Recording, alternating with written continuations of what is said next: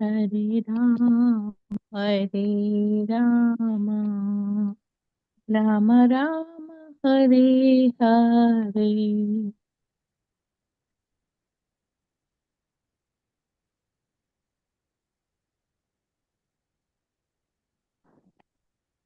ಹರೇ ಕೃಷ್ಣ.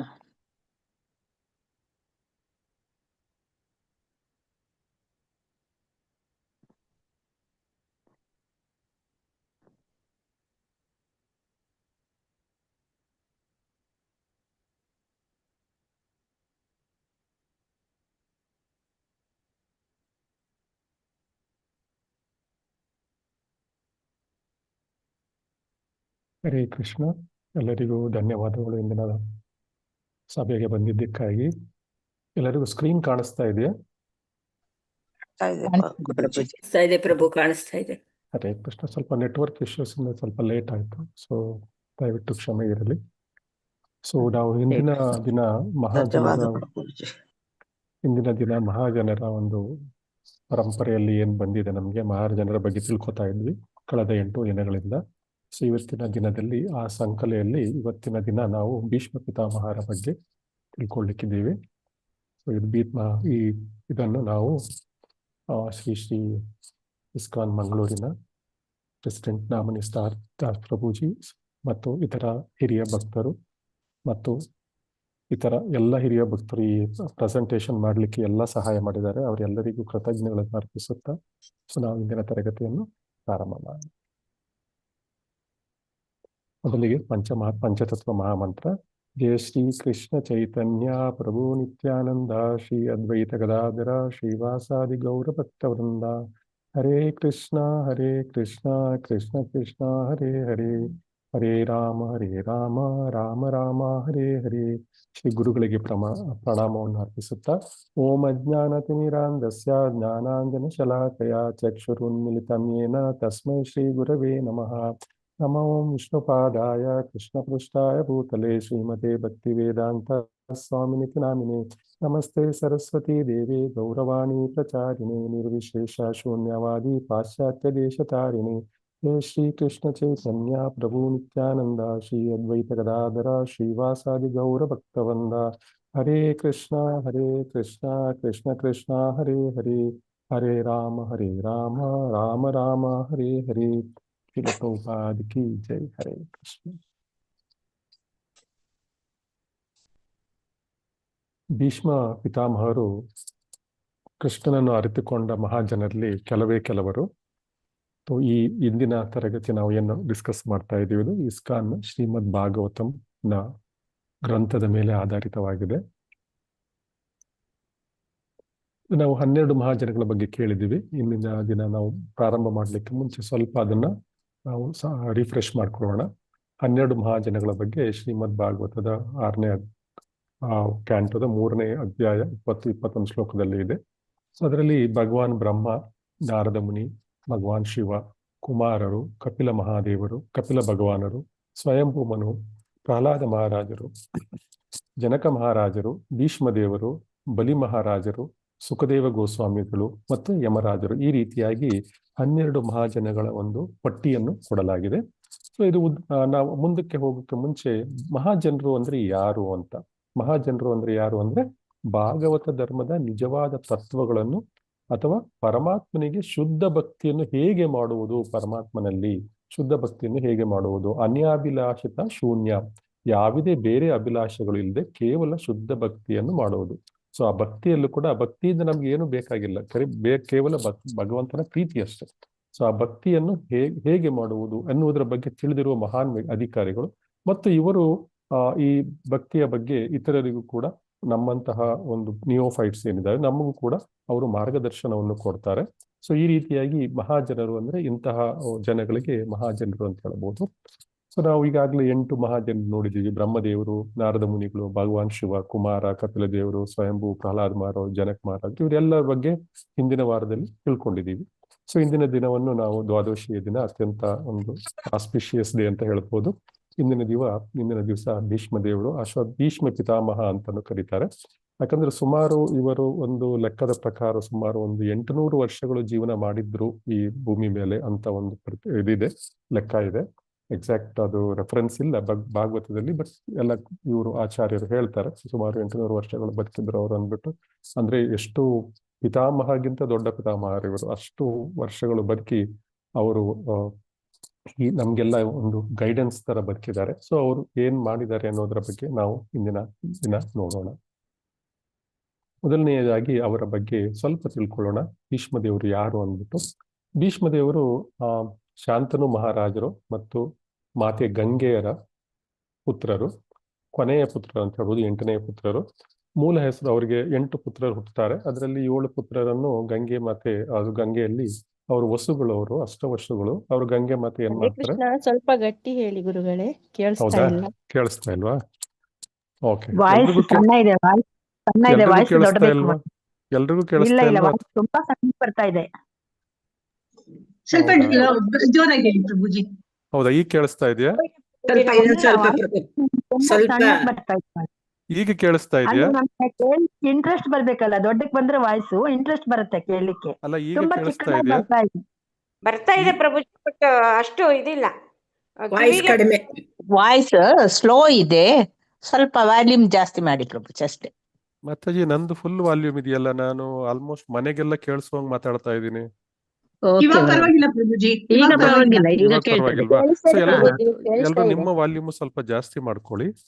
ಪ್ರಭುಜಿ ಚೆನ್ನಾಗಿ ಮತ್ತೆ ಜಾಯ್ನ್ ಆದೆ. ಕೇಳಿಸ್ತದೆ ಪ್ರಭುಜಿ, ಕೇಳಿಸ್ತದೆ, ಕೇಳಿಸ್ತದೆ? ಕೇಳಿಸ್ತದೆ. ಓಕೆ, ಸರಿ, ಮುಂದುವರ್ಸ್ಕೊಂಡು ಹೋಗೋಣ. ಸೊ ಶಾಂತನು ಮತ್ತು ಗಂಗೆಯರ ಮಗ ಭೀಷ್ಮದೇವರು. ಸೊ ಮೂಲ ಹೆಸರು ದೇವವೃತ ಅಂದ್ಬಿಟ್ಟು. ಅವರು ತಮ್ಮ ತಂದೆಯ ಒಂದು ಆಸೆಯನ್ನು, ಅವರು ಸತ್ಯವತಿಯನ್ನು ಮದುವೆ ಮಾಡ್ಕೊಳ್ಳಿಕ್ಕೆ ಇಷ್ಟಪಡ್ತಾರೆ. ಅವರು ಅವರ ಆಸೆಯನ್ನು ಪೂರೈಸಲಿಕ್ಕೆ ಜೀವಮಾನವಿಡೀ ಒಂದು ಬ್ರಹ್ಮಚರ್ಯದ ಒಂದು ಭಯಾನಕವಾದ ಪ್ರತಿಜ್ಞೆಯನ್ನು ಮಾಡ್ತಾರೆ.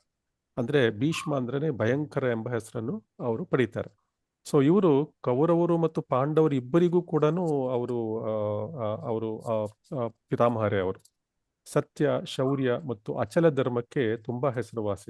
ಅವರು ಯಾವಾಗ್ಲೂ ಸತ್ಯವನ್ನೇ ನುಡಿತಾ ಇದ್ರು ಮತ್ತು ಅತಿ ಶೌರ್ಯವಂತರು, ಮಹಾರಥಿಗಳವರು. ಎಷ್ಟೋ 1,00,000 ಸೈನ್ಯದ ಜೊತೆಗೆ ಒಟ್ಟಿಗೆ ಒಂದು ಯುದ್ಧವನ್ನು 1,00,000 ಸೈನ್ಯದ ಜೊತೆಗೆ ಒಟ್ಟಿಗೆ ಯುದ್ಧ ಮಾಡುವ ಶಕ್ತಿಯನ್ನು ಅವರು ಹೊಂದಿದ್ರು. ಅಷ್ಟು ಶೌರ್ಯವಂತರಾಗಿದ್ರು ಮತ್ತು ಧರ್ಮಿಷ್ಠರು, ಮಹಾಧರ್ಮಿಷ್ಠರು ಅವರು. ಸೊ ಭೀಷ್ಮನು ಅವರ ಕಾಲದಲ್ಲಿ ಅತ್ಯಂತ ಶಕ್ತಿಶಾಲಿ ಯೋಧರವರು. ಅವರ ಪರಾಕ್ರಮ ಮತ್ತು ಅಜೇಯತೆ ಬಗ್ಗೆ ಅವರು ಗಂಗೆಯ ಮಗನಾಗಿದ್ರು ಮತ್ತು ಪರಶುರಾಮರ ಒಂದು ವಿದ್ಯಾರ್ಥಿ ಕೂಡ ಆಗಿದ್ರು ಅವರು.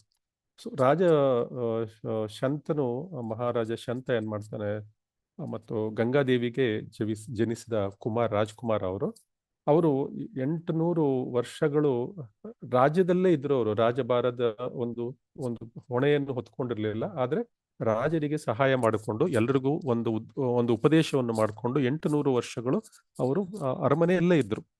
ಆದ್ರೆ ಅವರು ಖಂಡಿತ ರಾಜರಾಗುವ ಒಂದು ಎಲ್ಲಾ ಲಕ್ಷಣಗಳು, ಅವರು ರಾಜರ್ಷಿಗಳು. ಅವರು ಎಲ್ಲಾ ರಾಜರ ಎಲ್ಲಾ ಗುಣಗಳು ಅವರಲ್ಲಿ ಇದ್ವು. ಯಾಕಂದ್ರೆ ಅವರು ಸತ್ಯವಂತರು, ಶೌರ್ಯವಂತರು ಮತ್ತು ಧರ್ಮವನ್ನು ಎಲ್ಲರಿಗೂ ಹೇಳಿಕೊಡುವಂತ ಶಕ್ತಿಯತ್ತು ಅವರಿಗೆ ಇತ್ತು. ಸೊ ಅದರಿಂದ ಅವರಿಗೆ ಆದ್ರೆ ಬೇರೆಯ ಒಂದು ವಿಧಿ, ಅವರಿಗೆ ಬೇರೆಯ ಒಂದು ಯೋಜನೆಗಳನ್ನು ಹೊಂದ್ಕೊಂಡಿತ್ತು. ಅವರಿಗೆ ವಿಧಿಯಲ್ಲಿ ಬೇರೆ ಏನೋ ಬರೆದಿತ್ತು ಅವರಿಗೆ.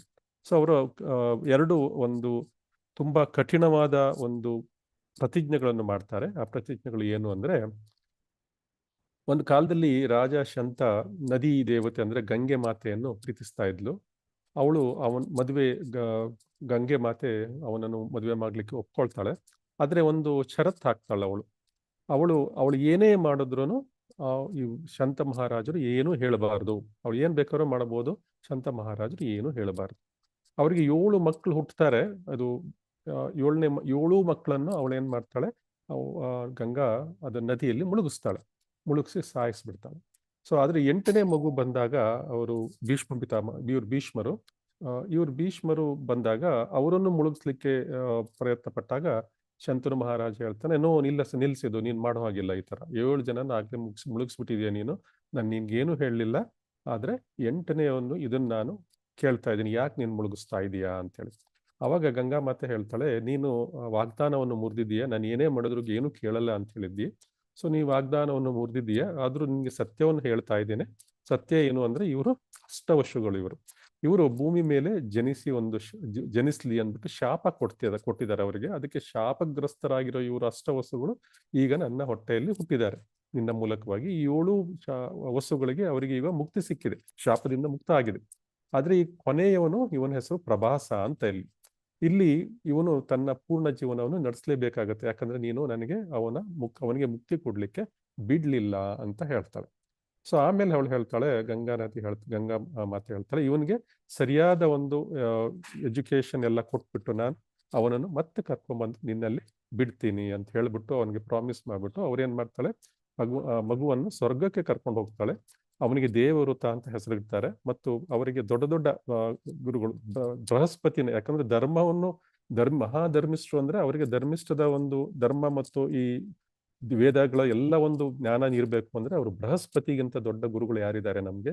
ಸೊ ದೇವಗುರುಗಳವರು, ದೇವಗುರುಗಳಾದ ಬೃಹಸ್ಪತಿಗಳಿಂದ ಅವರಿಗೆ ವಿದ್ಯಾಭ್ಯಾಸ ಆಗುತ್ತೆ. ನಂತರ ಪರಶುರಾಮರು ಅವರು ಕೃಷ್ಣನ ಸಾಕ್ಷಾತ್ ಅವತಾರ ಅಲ್ವಾ, ಅವರು ಶಕ್ತಿಯ ಅವತಾರ, ಭಗವಂತನ ಕೃಷ್ಣನ ಶಕ್ತಿಯ ಅವತಾರ. ಅವರ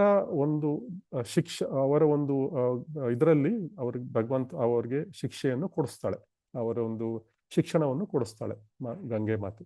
ಸೊ ಆದ್ರಿಂದ ಅವನು ಅತಿ ಬುದ್ಧಿವಂತ ಆಗಿರ್ತಾನೆ, ಯಾಕಂದ್ರೆ ಬೃಹಸ್ಪತಿಯಿಂದ ಎಲ್ಲ ವಿದ್ಯೆಯನ್ನು ತಿಳ್ಕೊಂಡಿರ್ತಾನೆ ಅವನು, ಮತ್ತು ಶಕ್ತಿಶಾಲಿಯಾಗಿಯೂ ಇರ್ತಾನೆ. ಯಾಕಂದ್ರೆ ಪರಶುರಾಮರಂತ ಒಂದು ಇವರಲ್ಲಿ ವಿದ್ಯೆಯನ್ನು ಪಡ್ಕೊಂಡು ಅನೇಕ ದೈವಿಕ ಅಸ್ತ್ರಗಳನ್ನು ಅವ್ರು ಪಡ್ಕೊಂಡಿರ್ತಾರೆ, ಮತ್ತು ಶಕ್ತಿಶಾಲಿಗಳು, ಪರಾಕ್ರಮಿಗಳಾಗಿರ್ತಾರೆ ಅವರು. ಸೊ ಅನಂತರ ಈ ಎಲ್ಲ ವಿದ್ಯಾಭ್ಯಾಸಗಳೆಲ್ಲ ಮುಗಿದ್ಮೇಲೆ ಗಂಗಾ ಮಾತೆ ಏನ್ ಮಾಡ್ತಾಳೆ, ನೀವು ನೋಡ್ತಾ ಇರ್ಬೋದು, ಇದು ಮುಳುಗಿಸ್ತಾ ಇದ್ದಾಳೆ, ದೇವವ್ರತನ ಮುಳುಗಿಸ್ಲಿಕ್ಕೆ ಹೋಗ್ತಾ ಇದ್ದಾಳೆ. ಶಂತನು ತಡೀತಾನೆ. ಆಮೇಲೆ ಗಂಗೆ ಮಾತೆ ದೇವವ್ರತವನ್ನು ತಗೊಂಡು ಸ್ವರ್ಗಲೋಕಕ್ಕೆ ಹೊರಟೋಗ್ತಾಳೆ. ಸೊ ನಂತರ ಅನೇಕ ವರ್ಷಗಳ ನಂತರ ಗಂಗಾ ಮಾತೆ ಅವನನ್ನು ಕರ್ಕೊಂಬಂದು ಶಂತನಿಗೆ ಕೊಡ್ತಾಳೆ. ಸೊ ಶಂತನಿಗೆ ರಾಜಕುಮಾರನಾಗಿ ಕೊಡ್ತಾರೆ. ನವಯೌವನವಾದ ರಾಜಕುಮಾರ ಭೀಷ್ಮನನ್ನು ಅವರಿಗೆ ಹಿಂದಿರುಗಿಸ್ತಾರೆ. ಸೊ ನಂತರ ಈ ಶಂತನು ಏನ್ ಮಾಡ್ತಾನೆ, ಇವಾಗ ಗಂಗೆಯನ್ನು ಹೊಟ್ಟೋದ್ಲಲ್ಲ, ಇವಾಗ ಇನ್ನೊಂದು ಮದುವೆ ಮಾಡ್ಕೊಳ್ಬೇಕು ಅಂತ ಅವನಿಗೆ ಇದ್ರ ಮೇಲೆ ಆಸೆ ಬರುತ್ತೆ. ಯಾರ ಮೇಲೆ? ಸತ್ಯವತಿ ಮೇಲೆ ಆಸೆ ಬರುತ್ತೆ. ಸತ್ಯವತಿ ಅನ್ನುವ ಮತ್ಸ್ಯ ಕನ್ಯೆಯ ಮೇಲೆ ಅವನಿಗೆ ಆಸೆ ಬರುತ್ತೆ, ಮದುವೆ ಮಾಡ್ಕೊಳ್ಬೇಕು ಅಂತ. ಅವಾಗ ಆದ್ರೆ ಅವಳು ಹೇಳ್ತಾಳೆ, ಅವಳಿಗೊಂದು ಅನೇಕ ಷರತ್ತುಗಳನ್ನು ಹಾಕ್ತಾಳೆ. ಆ ಷರತ್ತುಗಳನ್ನು ಮುಂದೆ ನೋಡೋಣ.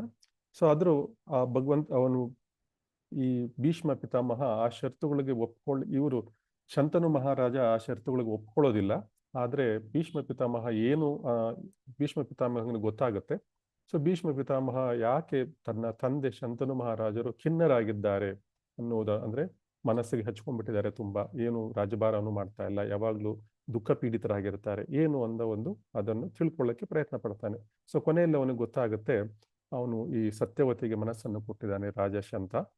ಅದರಿಂದ ಅವಳು ಸತ್ಯವತಿ ಮತ್ತು ಅವರ ತಂದೆಯಾದ ಇವ್ರಿಗೆ ಹತ್ರ ಹೋಗ್ಬಿಟ್ಟು ಕೇಳ್ತಾರೆ, ಏನಾಗಿದೆ ಈ ತರ ನಮ್ಮ ರಾಜನಿಗೆ ನೀವು ಯಾಕೆ ಒಪ್ಕೊಳ್ತಾ ಇಲ್ಲ ಅಂದ್ಬಿಟ್ಟು.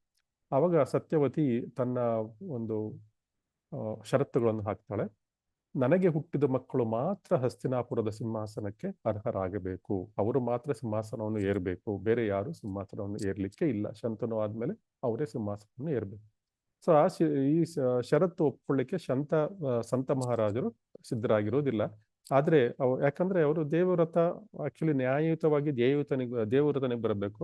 ಅವನು ಕೇವಲ ಮಗ ಅಂತಾನೆ ಅಲ್ಲ, ಅವನು ಅತ್ಯಂತ ಪರಾಕ್ರಮಿ, ಅಂದ್ರೆ ಮೋಸ್ಟ್ ಎಲಿಜಿಬಲ್ ರಾಜನಾಗ್ಲಿಕ್ಕೆ ಅವನು ತಯಾರಾಗಿದ್ದಾನೆ. ಅವನಿಗಿಂತ ಶಕ್ತಿಶಾಲಿ, ಅವನಿಗಿಂತ ಉತ್ತಮರಾದ ವ್ಯಕ್ತಿ ಯಾರೂ ಇಲ್ಲ ರಾಜರಾಗ್ಲಿಕ್ಕೆ ಶಂತನು ಆದ್ಮೇಲೆ. ಸೊ ಅದರಿಂದ ದೇವವ್ರತನಿಗೆ ಅನ್ಯಾಯ ಮಾಡ್ಲಿಕ್ಕೆ ಅವನಿಗೆ ಇಷ್ಟ ಇರಲಿಲ್ಲ. ಸೊ ರಾಜ ಸಂತನ ದುಃಖಕ್ಕೆ ಕಾರಣ ಅಂತ ಹೇಳಿದ ದೇವವ್ರತ ಏನ್ ಮಾಡ್ತಾನೆ, ಸತ್ಯವತಿ ಮತ್ತು ಅವನ ತಂದೆಯನ್ನು ಭೇಟಿ ಆಗ್ತಾರೆ. ಆಮೇಲೆ ಅವನು ಅಲ್ಲಿ ಒಂದು ಪ್ರತಿಜ್ಞೆಯನ್ನು ಮಾಡ್ತಾನೆ, ನಾನು ನನ್ನ ಸಿಂಹಾಸನದ ಮೇಲೆ ನನ್ನ ಹಕ್ಕನ್ನು ತ್ಯಜಿಸ್ಬಿಡ್ತೇನೆ, ನಾನು ಸಿಂಹಾಸನ ತಗೊಳ್ಳೋದಿಲ್ಲ ಅಂತ. ಆಗ್ಲೂ ಇವರು ಸತ್ಯವತಿ ಇನ್ನೂ ಒಂದು ಪ್ರತಿಜ್ಞೆ ಕೇಳ್ತಾಳ ಅವಳು. ಏನಂದ್ರೆ, ನೀನಾಗೋದಿಲ್ಲ, ನಿನ್ ಮಕ್ಳಾಗ್ಬೋದಲ್ವಾ? ಸೊ ನಿನ್ ಮಕ್ಳು ನನ್ನ ಮಕ್ಳಿಗೆ ಮಧ್ಯೆ ಪ್ರಾಬ್ಲಮ್ ಆಗುತ್ತೆ ಅವಾಗ. ಸೊ ಆಮೇಲೆ ಈ ಜಗಳಗಳು ಏನಿದೆ, ಇದು ದಾಯಾದಿಗಳ ತರ ಜಗಳ ಆಡೋದು, ಇದು ಇವತ್ತಿನದಲ್ಲ ಅಂತ ನಾವು ತಿಳ್ಕೊಬೋದು. ಇಲ್ಲಿ ಇದು ಹಿಂದಿನ ಕಾಲದಿಂದನೂ ನಡ್ಕೊಂಡ್ ಬರ್ತಾನೆ ಇದೆ. ಸೊ ಈ ರೀತಿಯಾಗಿ ದೇವವೃತ್ತನ ಈ ನಿರ್ಧಾರ ಅದು ಸಾಲೋದಿಲ್ಲ, ಅವಳಿಗೆ ಇನ್ನೂ ಒಂದು ನಿರ್ಧಾರವನ್ನು ಕೇಳ್ತಾಳೆ. ಆಗ ದೇವವೃತ್ತ ಹೇಳ್ತಾನೆ, ಓಕೆ, ನಾನು ಮದ್ವೆನೇ ಮಾಡ್ಕೊಳ್ಳೋದಿಲ್ಲ, ನನಗೆ ಮಕ್ಕಳೇ ಹುಟ್ಟೋದಿಲ್ಲ, ನನಗೆ ಮಕ್ಕಳೇ ಹುಟ್ಟೋದಿಲ್ಲ, ಯಾವ ಸ್ತ್ರೀಯೊಂದಿಗೂ ಕೂಡ ನಾನು ಯಾವುದೇ ರೀತಿಯ ಸಂಬಂಧವನ್ನು ಇಟ್ಕೊಳ್ಳೋದಿಲ್ಲ, ಅದರಿಂದ ನಾನು ಈ ಪ್ರತಿಜ್ಞೆಯನ್ನು ಕೂಡ ಮಾಡ್ತಾನೆ ಅಂತ ಹೇಳ್ತಾನೆ. ಸೊ ಈ ರೀತಿಯಾಗಿ ಭೀಷ್ಮ ಇಲ್ಲಿವರೆಗೂ ದೇವವೃತ್ತ 2 ಪ್ರತಿಜ್ಞೆಗಳನ್ನು ಮಾಡ್ತಾನೆ. ಒಂದು, ಸಿಂಹಾಸನದ ಮೇಲೆ ಹಕ್ಕನ್ನು ತ್ಯಜಿಸ್ತೇನೆ. ಇನ್ನೊಂದು, ನನ್ನ ಮಕ್ಕಳಿಗೂ ಕೂಡ ಸಿಂಹಾಸನ ಬೇಡ, ಯಾಕಂದ್ರೆ ನನಗೆ ಮಕ್ಕಳೇ ಇರುವುದಿಲ್ಲ, ನಾನು ಮದುವೆನೂ ಮಾಡ್ಕೊಳ್ಳೋದಿಲ್ಲ, ಯಾವುದೇ ಒಂದು ಸ್ತ್ರೀ ಜೊತೆ ನಾನು ಸಂಬಂಧವನ್ನು ಇಟ್ಕೊಳ್ಳೋದಿಲ್ಲ. ಈ ರೀತಿಯಾಗಿ ತುಂಬಾ ಕಠಿಣವಾದ 2 ಪ್ರತಿಜ್ಞೆಗಳನ್ನು ಮಾಡ್ತಾರೆ. ಸೊ ಆವಾಗ ಇವರಿಗೆ ಭೀಷ್ಮ ಅಂತ ಹೆಸರು ಬರುತ್ತೆ. ಈ ಪ್ರತಿಜ್ಞೆಗಳನ್ನು ಕೇಳಿ ನಂತರ ಈ ಶಂತನು ಮಹಾರಾಜರು ಏನ್ ಮಾಡ್ತಾರೆ, ಅವರಿಗೆ ಭೀಷ್ಮನಿಗೆ ಇಚ್ಛಾ ಮರಣದ ಒಂದು ವರವನ್ನು ಅವರು ಕರುಣಿಸಿ ಕೊಡ್ತಾರೆ. ಸೊ ರಾಜ ಶಂತ ಮತ್ತು ನದಿ ದೇವತೆ ಗಂಗೆ 8ನೇ ಮಗನಾಗಿ ದೇವವ್ರತರು. ಇವರು ಒಂದು ದೈವಿಕವಾದ ಒಂದು ಜನನ ಮತ್ತು ದೈವಿಕವಾದ ವಿದ್ಯೆಯನ್ನು ಕೂಡ ಅವ್ರು ಪಡ್ಕೊಡ್ತಾರೆ. ನಂತರ ತಾಯಿ ಗಂಗೆ ಅವಳನ್ನು ಬೆಳೆಸ್ತಾಳೆ, ಒಂದು ಯುವಕನಾಗಿ ಮಾಡಿ ಅತ್ಯಂತ ಒಳ್ಳೆಯ ವಿದ್ಯೆಯನ್ನು ಕೊಡಿಸಿ ಮತ್ತು ಆಧ್ಯಾತ್ಮಿಕ ಹಾಗೂ ಕ್ಷತ್ರಿಯನಿಗೆ ಬೇಕಾದ ಎಲ್ಲ ವಿದ್ಯೆಗಳು, ಶಾಸ್ತ್ರಗಳು, ಎಲ್ಲ ಕಲೆಗಳನ್ನು ಅವನಿಗೆ ಯುದ್ಧ ತರಬೇತಿ ಎಲ್ಲವನ್ನು ಕೊಡಿಸಿ ನಂತರ ಶಂತ ಮಹಾರಾಜನಿಗೆ ಹಿಂದಿರಿಸ್ತಾರೆ. ಸೊ ದೇವವ್ರತ ಯೌವನವನ್ನು ತಲುಪಿದಾಗ ಅವನ ಹತ್ರ ಕರ್ಕೊಂಡು ಬಂದು ರಾಜನಿಗೆ ಕೊಡ್ತಾಳೆ. ಸೊ ನಂತರ ಈ ಭೀಷ್ಮ ಪ್ರತಿಜ್ಞೆ ಏನಾಗುತ್ತೆ, ಅದರ ನಂತರ ಭೀಷ್ಮ ಪ್ರತಿಜ್ಞೆ ಆಗುತ್ತೆ. ಸೊ ನಂತರ ಭೀಷ್ಮ ಹೇಳ್ತಾನೆ, ನಾನು ಕೇವಲ ಸಿಂಹಾಸನದ ರಕ್ಷಕ, ನಾನು ಕುರು ರಾಜವಂಶಕ್ಕೆ ನಿಷ್ಠನಾಗಿ ಉಳಿತೀನಿ. ಮತ್ತು ನಂತರ ವಿಚಿತ್ರ ವೀರ್ಯ, ಧೃತರಾಷ್ಟ್ರ, ಪಾಂಡು ಮತ್ತು ಕೌರವರ ಪೀಳಿಗೆಗೆ ರಕ್ಷಕ ಮತ್ತು ಮಾರ್ಗದರ್ಶನಕನಾಗಿ ಸುಮಾರು 800 ವರ್ಷಗಳ ಕಾಲ ಭೀಷ್ಮ ಪಿತಾಮಹರು ತಮ್ಮ ಸೇವೆಯನ್ನು ಸಲ್ಲಿಸ್ತಾರೆ. ಸೊ ಹಸ್ತಿನಾಪುರಕ್ಕೆ ಅವರು ಪ್ರತಿಜ್ಞೆ ಮಾಡಿರ್ತಾರೆ, ನಾನು ನಿಷ್ಠನಾಗಿರುತ್ತೇನೆ ಹಸ್ತಿನಾಪುರದ ರಾಜಸಿಂಹಾಸನಕ್ಕೆ ಅಂತ ಹೇಳ್ಬಿಟ್ಟು. ಸೊ ರಾಜವು ತುಂಬಾ ಭ್ರಷ್ಟವಾಗುತ್ತೆ. ನಾವು ದುರ್ಯೋಧನ ಸಮಯಕ್ಕೆ ಬಂದಾಗ ತುಂಬಾ ಭ್ರಷ್ಟವಾಗುತ್ತೆ ರಾಜ. ಆದ್ರೂ ಕೂಡ ಭೀಷ್ಮನು ಆ ರಾಜ್ಯಕ್ಕಿಂತನೂ ಸಿಂಹಾಸನಕ್ಕೆ ಸೇವೆ ಸಲ್ಲಿಸ್ತಾನೆ. ಸಿಂಹಾಸನದ ಮೇಲೆ ಯಾರ ರಾಜರು ಕೂತಿರ್ತಾರೆ ಅವರನ್ನು ನಾನು ರಕ್ಷಣೆ ಮಾಡ್ತೇನೆ. ಸೊ ನಂತರ ಇದನ್ನು ಮಾಡಿರೋದ್ರಿಂದ, ಈ ಪ್ರತಿಜ್ಞೆಗಳ ಮೂಲಕವಾಗಿ ಭೀಷ್ಮನಿಗೆ ಕೊನೆಯಲ್ಲಿ ತುಂಬಾ ನೋವಾಗುತ್ತೆ. ಆದ್ರೂ ಕೂಡ ಅವನು ಮಾಡಿರುವ ಪ್ರತಿಜ್ಞೆಗಳನ್ನು ಅವನು ಬಿಟ್ಟು ಕೊಡೋದಿಲ್ಲ.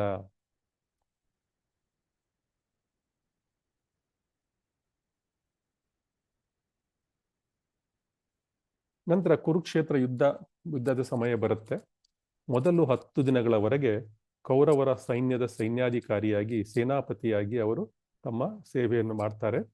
10 ದಿನಗಳ ಕಾಲ ತುಂಬಾ ಉಗ್ರವಾಗಿ ಹೋರಾಡ್ತಾರೆ. ಒಂದೊಂದು ದಿನಕ್ಕೆ ಅವರು ಸುಮಾರು 10-20 ಲಕ್ಷಗಳಷ್ಟು ಸೈನಿಕರನ್ನು ಅವರು ಕೊಂದು ಹಾಕ್ತಾ ಇರ್ತಾರೆ. ಅಷ್ಟು ಉಗ್ರವಾಗಿ ಅವರು ಯುದ್ಧವನ್ನು ಮಾಡ್ತಾ ಇರ್ತಾರೆ. ಸೊ ಆದ್ರೆ ಅವರು ಅರ್ಜುನನ ಮೇಲೆ ಕೊಲ್ಲಲಿಕ್ಕೆ ಅವ್ರಿಗೆ ಇಷ್ಟ ಇರೋದಿಲ್ಲ. ಪಾಂಡವರನ್ನು ಮತ್ತು ಅರ್ಜುನನ ಮೇಲೆ ಅರ್ಜುನ ಕೊಲ್ಲಲಿಕ್ಕೆ ಇಷ್ಟ ಇರೋದಿಲ್ಲ.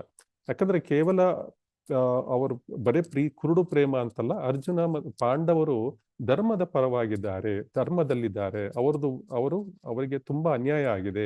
ಚಿಕ್ಕಂದಿನಿಂದ ತುಂಬಾ ಅನ್ಯಾಯ ಆಗಿದೆ ಪಾಂಡುಪುತ್ರರಿಗೆ ಮತ್ತು ಕುಂತಿಗೆ, ಎಲ್ಲರಿಗೂ ತುಂಬಾ ಅನ್ಯಾಯ ಮಾಡಿದ್ದಾರೆ ಇವನು ಕೌರವರು. ಆದ್ರಿಂದ ಜೊತೆಗೆ ಅವರು ಧರ್ಮದ ಪರವಾಗಿದ್ದಾರೆ. ಆ ಕಾರಣದಿಂದಾಗಿ ಅವರು ಪಾಂಡುಪುತ್ರರನ್ನು ವಿಶೇಷವಾಗಿ ಪ್ರೀತಿಸ್ತಾ ಇರ್ತಾರೆ. ಸೊ 9ನೇ ದಿನ ಏನಾಗುತ್ತೆ, ಅವರು ಒಂದು ಪ್ರತಿಜ್ಞೆಯನ್ನು ಮಾಡ್ತಾರೆ. ಇವತ್ತಿನ ದಿನ 9ನೇ ದಿನ ನಾನು ಅರ್ಜುನನ್ನು ಕೊಲ್ಲೇಬೇಕು, ಇಲ್ಲ ಅಂದ್ರೆ ಕೃಷ್ಣ ತನ್ನ ಪ್ರತಿಜ್ಞೆಯನ್ನು ಮುರಿಬೇಕು. 2ರಲ್ಲಿ ಒಂದಾಗ್ಬೇಕು. ಯಾಕಂದ್ರೆ ಕೃಷ್ಣ ಹೇಳಿರ್ತಾನೆ, ನಾನು ಅಸ್ತ್ರಗಳನ್ನು ಎತ್ತುವುದಿಲ್ಲ ಅಂದ್ರೆ. ಸೊ ನಾವು ಈಗ ಅರ್ಜುನ ಕೊಲ್ಲುವ ಸಮಯ ಬಂತು ಅಂದ್ರೆ ಅಸ್ತ್ರಗಳನ್ನು ಎತ್ತುವ ಪರಿಸ್ಥಿತಿ ಕೃಷ್ಣನಿಗೆ ಬರುತ್ತೆ. ಸೊ ಅದರಿಂದ ಭೀಷ್ಮ ಹೇಳ್ತಾನೆ, ಕೃಷ್ಣ ಅಂತೂ ಎತ್ತೋದಿಲ್ಲ, ಆಯುಧ ಎತ್ತೋದಿಲ್ಲವಲ್ವ, ನೋಡ್ಬಿಡೋಣ, ಅವನ ಪ್ರತಿಜ್ಞೆ ಅಲ್ವಾ, ನನ್ನ ಪ್ರತಿಜ್ಞೆ ದೊಡ್ಡದು, ಕೃಷ್ಣನ ಪ್ರತಿಜ್ಞೆ ದೊಡ್ಡದು. ಸೊ ದುರ್ಯೋಧನಿಗೂ ಸಮಾಧಾನ ಆಗುತ್ತೆ. ಯಾಕಂದ್ರೆ ಕೃಷ್ಣ ಪ್ರತಿಜ್ಞೆಯನ್ನು ಮುರಿಯೋದಿಲ್ಲ ಅಂದ್ಬಿಟ್ಟು ದುರ್ಯೋಧನಿಗೆ ಕಾನ್ಫಿಡೆನ್ಸ್ ಇರುತ್ತೆ. ಅಂದ್ರೆ ಕೃಷ್ಣ ಪ್ರತಿಜ್ಞೆ ಮುರಿಯೋದಿಲ್ಲ, ಅರ್ಜುನನ ಕಥೆ ಇವತ್ತು ಮುಗಿಯಿತು ಅಂದ್ರೆ, ಅರ್ಜುನ ಮುಗಿದ್ಮೇಲೆ ಎಲ್ಲಾ ಪಾಂಡವರನ್ನು ನಾನೊಬ್ಬನೇ ಸುಧಾರಿಸ್ಬೋದು ಅನ್ನೋ ಒಂದು ಅವನಿಗೆ ಇದಿರುತ್ತೆ, ಕಾನ್ಫಿಡೆನ್ಸ್ ಇರುತ್ತೆ. ಸೊ 10ನೇ ದಿನ ಏನಾಗುತ್ತೆ, ಎಲ್ಲ ಕೊನೆಗೆ ಕೃಷ್ಣನ ಮೇಲೆ ದಾಳಿ ಮಾಡಲು ಕೃಷ್ಣನ ಅವನು ಬಹಳ ಒಂದು ರಾಜಾರೋಷವಾಗಿ ಅವನು ಯುದ್ಧವನ್ನು ಮಾಡ್ತಾನೆ ಭೀಷ್ಮ ಪಿತಾಮಹ. ಸೊ ಮತ್ತೆ ಕೊನೆಗೆ ಯಾವ ಪರಿಸ್ಥಿತಿ ಬರುತ್ತೆ ಅಂದ್ರೆ ಕೃಷ್ಣನು ಅವನ ಮೇಲೆ ದಾಳಿ ಮಾಡ್ಲಿಕ್ಕೆ ಒಂದು ರಥದ ಚಕ್ರವನ್ನು ಎತ್ಕೊಂಡು ನಿಂತ್ಕೊಂಡ್ಬಿಡ್ತಾನೆ. ಸೊ ಆವಾಗ ಭೀಷ್ಮ ಪಿತಾಮಹರು ಸರೆಂಡರ್ ಆಗ್ತಾರೆ, ಹೇಳ್ತಾರೆ ಇದು ಬೇಕು ನನಗೆ, ಇದನ್ನ ನೋಡ್ಲಿಕ್ಕೆ ನಾನು ಹೇಗೆ ನೀನು ಭಕ್ತನ ಮೇಲೆ ಪ್ರೀತಿಯನ್ನು ಸಾಬೀತುಪಡಿಸ್ತೀಯ ಅದನ್ನ ನೋಡ್ಬೇಕಿತ್ತು ನಾನು. ಅದಕ್ಕೋಸ್ಕರ ನಾನು ನೀನು ಭಕ್ತವತ್ಸಲ ಅಂತ ನನಗೆ ಇವತ್ತು ಕನ್ಫರ್ಮ್ ಆಯ್ತು, ಇನ್ನಷ್ಟು ಕನ್ಫರ್ಮ್, ಮೊದಲೇ ಕನ್ಫರ್ಮ್ ಆಗಿತ್ತು, ಇನ್ನಷ್ಟು ಕನ್ಫರ್ಮ್ ಆಯ್ತು, ಎಲ್ಲರಿಗೂ ಜಗತ್ತಿಗೆ ಸಾಬೀತುಪಡಿಸ್ದ ಭೀಷ್ಮ ಪಿತಾಮಹ. ಕೃಷ್ಣ ಮಹಾಭಕ್ತವತ್ಸಲ ಅಂದ್ಬಿಟ್ಟು ಸಂಪೂರ್ಣ ಜಗತ್ತಿಗೆ ಈ ದಿನ ಅವನು ಒಂದು ಹೇಳ್ಕೊಡ್ತ ಎಲ್ರಿಗೂ ತಿಳಿಸ್ತಾನೆ ಅವನು. ಸೊ ನಂತರ ಶಿಖಂಡಿಯನ್ನು ಮುಂದೆ ಬಿಡ್ತಾರೆ. ಶಿಖಂಡಿ ಮುಂದೆ ಬಿಟ್ಟಾಗ ಏನ್ ಮಾಡ್ತಾನೆ ಭೀಷ್ಮ ಪಿತಾಮಹ ತನ್ನ ಎಲ್ಲ ಅಸ್ತ್ರಗಳನ್ನು ನೆಲಕ್ಕೆ ಹಾಕಿಬಿಡ್ತಾನೆ. ಅವನು ಮೊದಲೇ ಒಂದು ಇದು ಮಾಡಿರ್ತಾನಲ್ವಾ, ಪ್ರತಿಜ್ಞೆಗಳನ್ನು ಮಾಡಿರ್ತಾನೆ. ಇದರಲ್ಲಿ ಇದು ಒಂದು ಪ್ರತಿಜ್ಞೆ ಇರುತ್ತೆ, ಸ್ತ್ರೀಯ ಮೇಲೆ ನಾನು ಯಾವತ್ತೂ ಅಸ್ತ್ರಗಳನ್ನು ಎತ್ತುವುದಿಲ್ಲ ಅಂದ್ಬಿಟ್ಟು ಅವನು ಪ್ರತಿಜ್ಞೆ ಮಾಡಿರ್ತಾನೆ. ಅದರಿಂದ ಶಿಖಂಡಿಯನ್ನು ಮುಂದೆ ಮಾಡಿದ್ಮೇಲೆ ಶಿಖಂಡಿ ಸ್ತ್ರೀ ಮತ್ತು ಪುರುಷ ಎರಡರ ಒಂದು ಸಮಾಗಮ. ಅದರಿಂದ ಸ್ತ್ರೀನೂ ಅಲ್ಲ ಪುರುಷನೂ ಅಲ್ಲ. ಅದರಿಂದ ಶಿಖಂಡಿ ಬಂದು ಮುಂದೆ ನಿಂತ್ಕೊಂಡ್ಬಿಟ್ಮೇಲೆ ಏನಾಗುತ್ತೆ, ಭೀಷ್ಮ ದೇವರು ತನ್ನ ಅಸ್ತ್ರಗಳನ್ನೆಲ್ಲ ತ್ಯಜಿಸ್ಬಿಡ್ತಾರೆ. ಆವಾಗ ಕೃಷ್ಣ ಅರ್ಜುನನಿಗೆ ಹೇಳ್ತಾನೆ, ಈಗ ಬಾಣವನ್ನು ಬಿಡು, ಇವರದ ಭೀಷ್ಮ ಪಿತಾಮಹರನ್ನು ಇವತ್ತು ಸೋಲಿಸ್ಬೇಕು ನೀನು ಅಂದ್ಬಿಟ್ಟು. ಸೊ ಕೊನೆಗೆ ಭೀಷ್ಮ ಪಿತಾಮಹರು ಶಯ್ಯ ಬಾಣಗಳ ಒಂದು ಮಂಚದ ಮೇಲೆ ಮಲಗಿಸ್ತಾರೆ. ಆಮೇಲೆ ಭೀಷ್ಮನು ಸುಮಾರು 52 ದಿನಗಳ ಕಾಲ ಬಾಣಗಳ ಹಾಸಿಗೆ ಮೇಲೆ ಮಲಗಿರ್ತಾನೆ. ಮತ್ತು ಅವನು ಉತ್ತರಾಯಣದ ಪ್ರಾರಂಭಕ್ಕೋಸ್ಕರ, ಅಂದ್ರೆ ಸೂರ್ಯನು ಮಕರ ರಾಶಿಯಲ್ಲಿ ಪ್ರವೇಶ ಮಾಡುವ ಸಮಯ, ಅದು ಉತ್ತರಾಯಣ. ಅಲ್ಲಿಂದ ಉತ್ತರಾಯಣ ಶುರುವಾಗುತ್ತೆ. ನಂತರ 6 ತಿಂಗಳ ಕಾಲ ಉತ್ತರಾಯಣ ಇರುತ್ತೆ. ಸೊ ನಮಗೆ ಭಗವದ್ಗೀತೆಯಲ್ಲಿ ನಾವು ಈಗಾಗಲೇ ತಿಳ್ಕೊಂಡಿರುವಂಗೆ ಉತ್ತರಾಯಣದಲ್ಲಿ, ಶುಕ್ಲ ಪಕ್ಷದಲ್ಲಿ, ದಿನದ ಸಮಯದಲ್ಲಿ, ಸೊ ಈ ರೀತಿಯಾಗಿ ದೇಹತ್ಯಾಗವನ್ನು ಮಾಡಿದಾಗ ಭಗವಂತನ ಧಾಮಕ್ಕೆ ಹೋಗ್ಬೋದು ಅಂತ ಹೇಳಿ ಅದರಲ್ಲಿ ಇದೆ. ಸೊ ಅದಕ್ಕೋಸ್ಕರ ಭೀಷ್ಮ ದೇವರು ಕಾಯ್ತಾ ಇರ್ತಾರೆ ಆ ದಿನಕ್ಕೋಸ್ಕರ. ಸೊ ನಂತರ ಯುದ್ಧ ಭೂಮಿಯಲ್ಲಿ ಮಲಗಿಕೊಂಡು ಅವರು ಮರಣ ಸಮಯವನ್ನು ಕಾಯ್ತಾ ಇರ್ತಾರೆ. ಅವ್ರಿಗೆ ಟೈಮ್ ಇತ್ತಲ್ವಾ. ಸೊ ಅದನ್ನು ಮಹಾಭಾರತದಲ್ಲಿ ಇದನ್ನು ಭೀಷ್ಮ ಪರ್ವ ಅಥವಾ ಶಾಂತಿ ಪರ್ವ ಅಂತಾನು ಕರೀತಾರೆ. ಸೊ ಈ ಸಮಯದಲ್ಲಿ 52 ದಿನಗಳ ಸಮಯದಲ್ಲಿ ಇನ್ನೂ ಒಂದು 8 ದಿವಸ, 10ನೇ ದಿವಸ ಭೀಷ್ಮದೇವರ ಒಂದು ಪರಾಜಯ ಆಗುತ್ತೆ. ನಂತರ ಇನ್ನೂ ಒಂದು 8 ದಿವಸ ಯುದ್ಧ ನಡೆಯುತ್ತೆ. ಅದಾದ ನಂತರ ಸುಮಾರು 45 ದಿನಗಳ ಕಾಲ ಭೀಷ್ಮ ಪಿತಾಮಹರು ಆ ಶಯ್ಯೆಯ ಮೇಲೆ ಇರ್ತಾರೆ. ಆವಾಗ ಅವರು ಇವರಿಗೆ ಯುಧಿಷ್ಠರಿಗೆ ಮತ್ತು ಪಾಂಡವರಿಗೆ ಅವರು ಆಧ್ಯಾತ್ಮಿಕವಾದ ಮತ್ತು ಇನ್ನು ಹಲವಾರು ಬೋಧನೆಗಳನ್ನು ಮಾಡ್ತಾರೆ. ಕೇವಲ ಆಧ್ಯಾತ್ಮಿಕವೇ ಅಲ್ಲ, ಹಲವಾರು ಬೋಧನೆಗಳು ಮಾಡ್ತಾರೆ. ಯಾಕಂದ್ರೆ ಅವರು ಬೃಹಸ್ಪತಿಯ ಶಿಷ್ಯರು. ಸೊ ಬೃಹಸ್ಪತಿಯ ಶಿಷ್ಯರಿಂದ ಇವರಿಗೆ ಪಾಂಡವರಿಗೆಲ್ಲ ಆಧ್ಯಾತ್ಮಿಕ ಬೋಧನೆಗಳನ್ನು ಕೃಷ್ಣ ಕೊಡಿಸ್ತಾನೆ. ಸೊ ಅದೇ ರೀತಿ ಈ ಧರ್ಮರಾಜ ಕೂಡ ತುಂಬಾ ನೋವಲ್ಲಿರ್ತಾನೆ. ಈ ಎಷ್ಟು ಸಾವುಗಳು ಕೂಡ ನನ್ನಿಂದ ಆಯ್ತು, ನಾನು ಯಾವುದಕ್ಕೂ ಪ್ರಯೋಜನ ಇಲ್ಲ ನಾನು ಅಂತ ಒಂದು ಡಿಪ್ರೆಷನ್ ಆಗಿ ಹೊರಟೋಗ್ಬಿಟ್ಟಿರ್ತಾನೆ. ಆವಾಗ ಕೃಷ್ಣ ಸಾಕಷ್ಟು ಸಮಾಧಾನ ಮಾಡ್ತಾನೆ, ಆದ್ರೂ ಅವನಿಗೆ ಸಮಾಧಾನ ಆಗುದಿಲ್ಲ. ಅವಾಗ ಅವನು ಹೇಳ್ತಾನೆ, ಭೀಷ್ಮನಿಂದ ಮಾಡಿಸೋಣ ಎಂದ್ಬಿಟ್ಟು ಎಲ್ಲರನ್ನು ಪಾಂಡವರನ್ನು ಭೀಷ್ಮನ ಹತ್ರ ಕರ್ಕೊಂಡ್ಬರ್ತಾನೆ. ಭೀಷ್ಮ ಪಿತಾಮಹರು ಯುದ್ಧ ಭೂಮಿಯಲ್ಲಿ ಇರ್ತಾರೆ. ಸೊ ಭೀಷ್ಮ ಪಿತಾಮಹರು ತಮ್ಮ ಆ ಬೋಧನೆಗಳನ್ನು ಮಾಡ್ತಾರೆ. ಇದು ಶಾಂತಿ ಪರ್ವ ಅಂತಾನು ಕರೀತಾರೆ. ಈ ಸಮಯದಲ್ಲಿ ಆಧ್ಯಾತ್ಮಿಕ ಬೋಧನೆಗಳನ್ನು ಮಾಡ್ತಾರೆ. ಸೊ 52 ದಿನಗಳ ನಂತರ ಭೀಷ್ಮ ಪಿತಾಮಹರು ಸೂರ್ಯ ಉತ್ತರದ ಕಡೆ ತಿರುಗಿದಾಗ, ಅಂದ್ರೆ ಉತ್ತರಾಯಣದಲ್ಲಿ ತನ್ನ ದೇಹವನ್ನು ಭಗವಂತನ ಒಂದು ಸಾನ್ನಿಧ್ಯದಲ್ಲಿ ಭಗವಂತನನ್ನು ನೋಡುತ್ತಾ, ಭಗವಂತನನ್ನು ಗುಣಗಾನ ಮಾಡ್ತಾ ಅವರು ಮುಕ್ತಿಯನ್ನು ಪಡೀತಾರೆ. ಈ ರೀತಿಯಾಗಿ ಗಂಗೆಯಿಂದ ಜನಿಸಿದ ದೈವಿಕ ಆತ್ಮ ತನ್ನ ಪ್ರತಿಜ್ಞೆಗಳಿಗೋಸ್ಕರ ಬದುಕ್ತಾರೆ. ನಂತರ ಅನೇಕ ಪೀಳಿಗೆಗಳಿಗಾಗಿ ನಾವು ಈಗ ಸುಮಾರು 5,000 ವರ್ಷಗಳು, 5,500 ವರ್ಷಗಳಾಯಿತು ಇದು ಕುರುಕ್ಷೇತ್ರ ಆಗಿ.